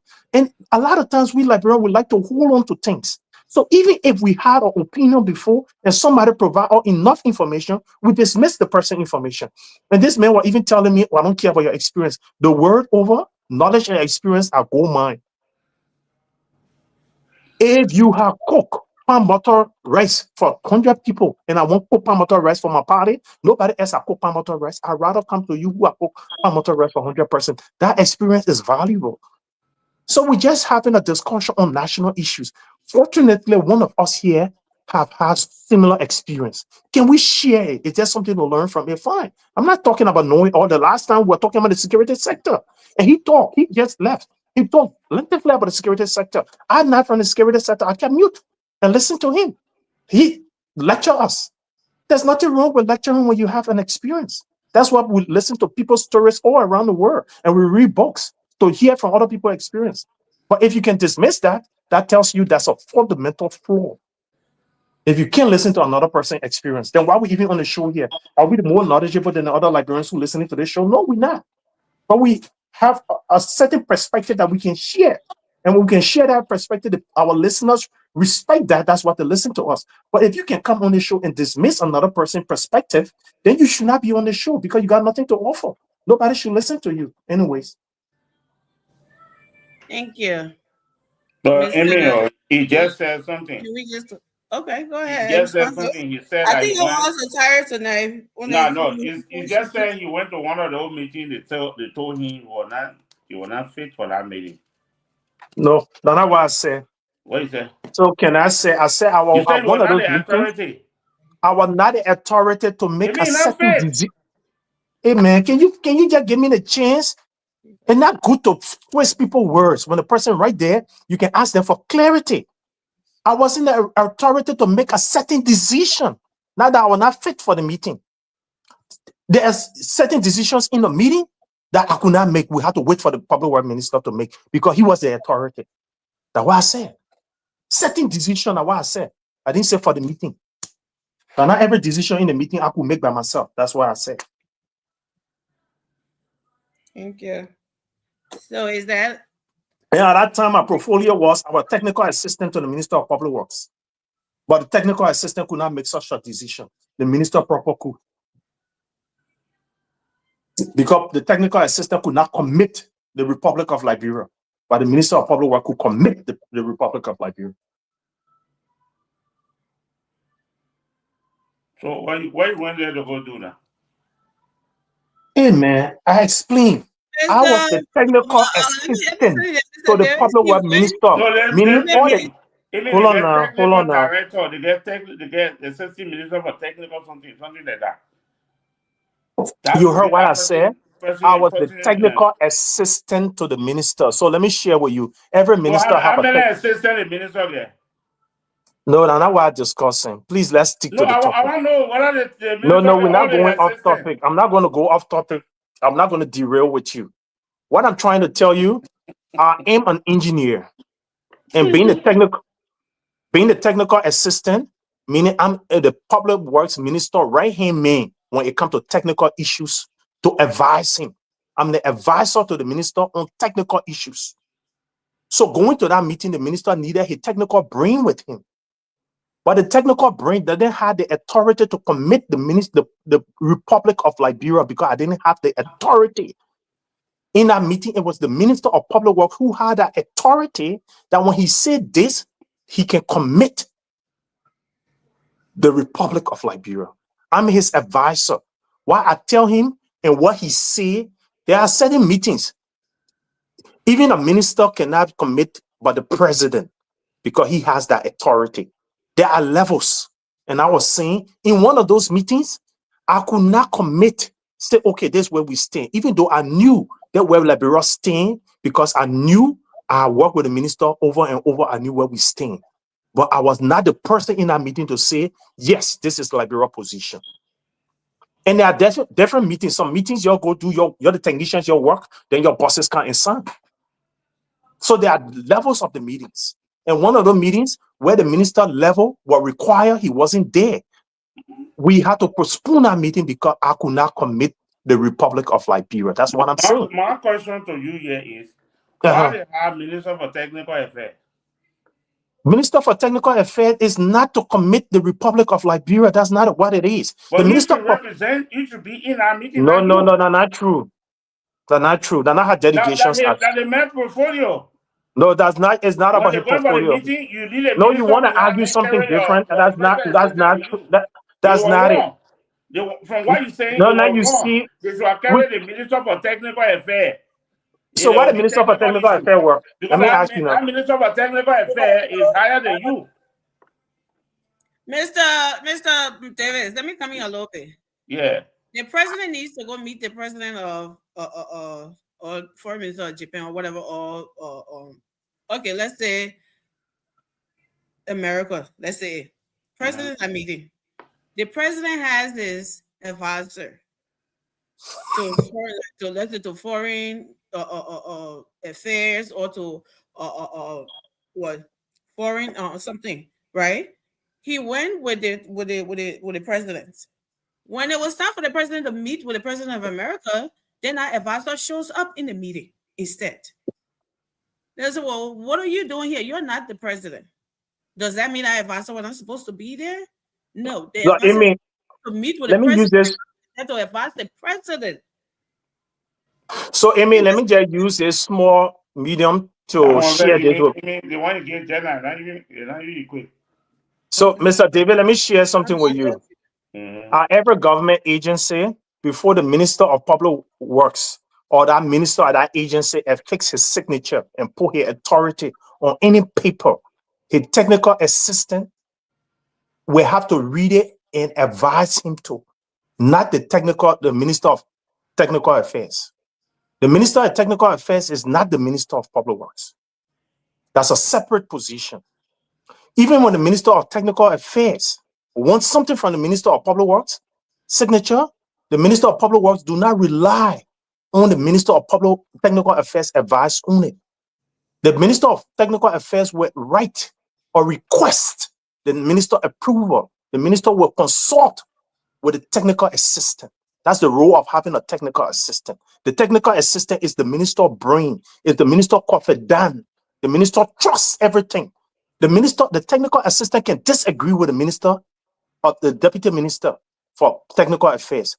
And the most time the Minister will listen to his technical affairs. That's how it works. Just how the President office, the Public Works Minister can send something to the President office. The President advisor could override the technical Public Works Minister, even though that the President lieutenant, but the President has somebody else that he trusts. That's why he have advisors. He will come to his advisor. What do you say about what the people are requesting? And that advisor voice in the minister, in the president ear could influence the president to act contrary, to even dismiss some people. So it's a powerful office, but it's not a dominant office. So I'm just sharing that with you for an example. All technical documents that come to the minister office must pass through my decks. The technical assistant will have to read it and put a sticky note advising the minister whether he can sign, why he shouldn't sign, why he should consider, and what he can consider. So that's a very technical and high portfolio position, even though it's not to the position of deputy minister, but also it could even override the deputy minister position. I'm just sharing that with you. But And it's in the wisdom of the minister and the deputy minister to decide how to set up that delegation. They appoint everybody according to what you can do in government, and how it's supposed to be. Because the minister of whatsoever, I think, is administrative appointment, right? So with technical, right? With technical assistance, is not appointed by the president. Is the minister who choose who to work with. That's what I'm saying.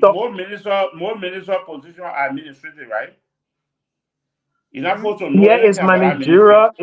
Is critically managerial. Yes, is right? Mostly they're not technical. Yeah, ministerial position. The deputy minister they can appoint. These are the people operation and technical. These are people that know more about the ministry. I agree, but let me just share with you, because of the check and balance of the different offices, if the deputy minister for technical affairs send anything to the minister and the minister can sign it, even when he's doing wrong, how would the minister know? And it's very possible for that person to be in the wrong or trying to manipulate the minister. Where's the check and balance if the minister don't have nobody technical in your office to argue with that person or disagree with them? So the minister is the ultimate authority in that place. That means the minister have to check everybody. So the minister needs staffs that capable enough to be able to speak to some of those issues. And that's why when the minister attending any place, he need that person in his ear. The deputy minister don't travel everywhere with the minister, but the minister need his aid in his ear. When the thing come out, the minister will have to whisper, "Say, man, what you say, what you think." And you're not making decisions. That's what I'm saying. But you're an advisor. So when you speak in the minister ear, then the minister can make decisions. And that's why I was not able to make certain decisions at a certain given time, because I don't have that authority to make a decision. But that doesn't mean my advice can influence the decision. For my belief is we should send people according to your engagement in wherever you work. But that if some things said the deputy minister for technical services can, you know, that a document that leave the minister, the public work ministry, deputy minister for technical services can sign on it. It has to be the minister's signature, except the minister authorize him that to sign, then he can sign. Other than that, he can sign. So he the example, your position is limited. In Japan, you're for that technical meeting in Japan. No, I said was China. Oh, China. The minister didn't go, and the technical minister went. It wouldn't work. That's why I'm saying there are certain places, certain authority. For example, if the minister of, let's just say, the minister for infrastructure won't meet with the minister, if you send a deputy minister, will be an insult. You know why? Because they are counterparts. They're on the same level. It's almost like a general for Liberia won't meet a general, and the American general won't meet. Then you send a colonel. That American general will feel insulted. You have to send somebody as a counterpart. Even though Japan and Liberia are not the same country, but at least they feel the colleagues. But when you send a GO officer, it will not suffice. Sometimes it depends on the engagement, the level of the engagement. That's why I said at one meeting, I could not even decide. When I went there, they sent me, I went there to represent Liberia. They said, no, you don't have the requisite authority to make this particular decision. We'll have to wait for your minister. Now, in diplomatic engagement, to why you say happy in Africa, I see a plenty time. No, that's why I'm saying the level of the engagement. And I just gave you an example. Okay, example, during inauguration of president, I see foreign minister going, representing the country. So let me just share an example with you. One time, Joe, we had time. Liberia went to the UN General Assembly, and our representative there made a decision, and the president of Liberia overturned it. You know that happened?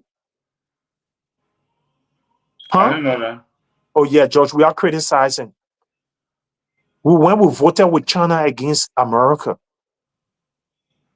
And the president of Liberia the next day criticized the Liberian representative, and he said he got the instruction from the Foreign Affairs, even though he didn't dismiss anybody, but he overturned Liberia's decision, the president of Liberia, through a diplomatic note. to the United Nations overturned our vote and said that's not Liberia's position. So there are levels. In case what you're talking about the overturn, in case that decision to happen as same day, and the Liberian government finished voting already, you can't overturn it. That's why I'm saying there are certain things too. That committee, there could be committee, there could be different things. I'm just saying Liberal government overturning. Yeah, that's something that happened. So I'm not talking about the specifics of the meeting. That's why sometimes that's why they were told me you cannot commit to the Liberal government. You do not have the requisite authority. So I'm just trying to share with you why sometimes ministers need to represent the country in those meetings. Because there are certain meetings that will tell you, say, look, but man, the person you're sent, the person not fit for the meeting. Or the person don't have the authority for the meeting. Or the person you're saying, the person don't understand nothing to discuss in the meeting. And let me just share with you, these things can happen. Sometimes I can't come to the media at all, but these things can happen. And sometimes that's why some countries can go there, they don't get anything. Some other countries go there, they get some things. It's the level of representation and the arguments that they're able to make. Because Ghana get a lot. Ghana not get even 10%, but they get a lot. You saw Ghana delegate? We'll talk about it. You saw Ghana delegate? My brother? I can put it up right now. Ghana went to go and tax electricity. Ghana went to go tax automobile. Ghana went to go and tax the achieve. I beg of you. Because the Ghana thing, we need to discuss it tomorrow. We'll discuss it. Because Ghana achieve what they want to go do. Achieve what exactly? You don't even. That's why I said we'll talk about it tomorrow. We'll continue, and I pray that Raymond be able to make himself available. We'll talk about it tomorrow, but I think we've been here for more than how many hours now, guys? I'm pretty sure the viewers are tired with us too, so we gotta. Good night. So, thank you guys for watching. Thank you for being here with us and and listening to us. We had a great show tonight. Raymond showed up and hey, I know. We got all the knowledge, and I'm pretty sure you're so excited. You just misinformed the public. Ghana had a 50 persons representation at the. They can just be running with propaganda. 50 persons. They're right here. Score points. Including business people and all of that. So y'all stop misinforming the public. Exactly. So thank you, everyone, and for everyone who will come in, Lynn Lacroix, Wilson, Tazo, Robert, and who else is this? George, Vasco, Jacqueline, Christopher, all of you. I really appreciate you, King, Shackle. Thank you guys for showing up. Thank you guys for commenting, Melvin. Thank you all for being here. And please continue to share the show. And God's willing, we'll be here tomorrow again. Yeah, please tell Raymond to show up. Yeah, please tell him to show up. So the public, Ghana had a 50-man delegation to the TICA. The same place that we sent 25 persons 23. Or 23 persons. And the truth is, Ghana is far ahead of us in anything. So Ghana is able to attract more because they're able to present better arguments than Liberia.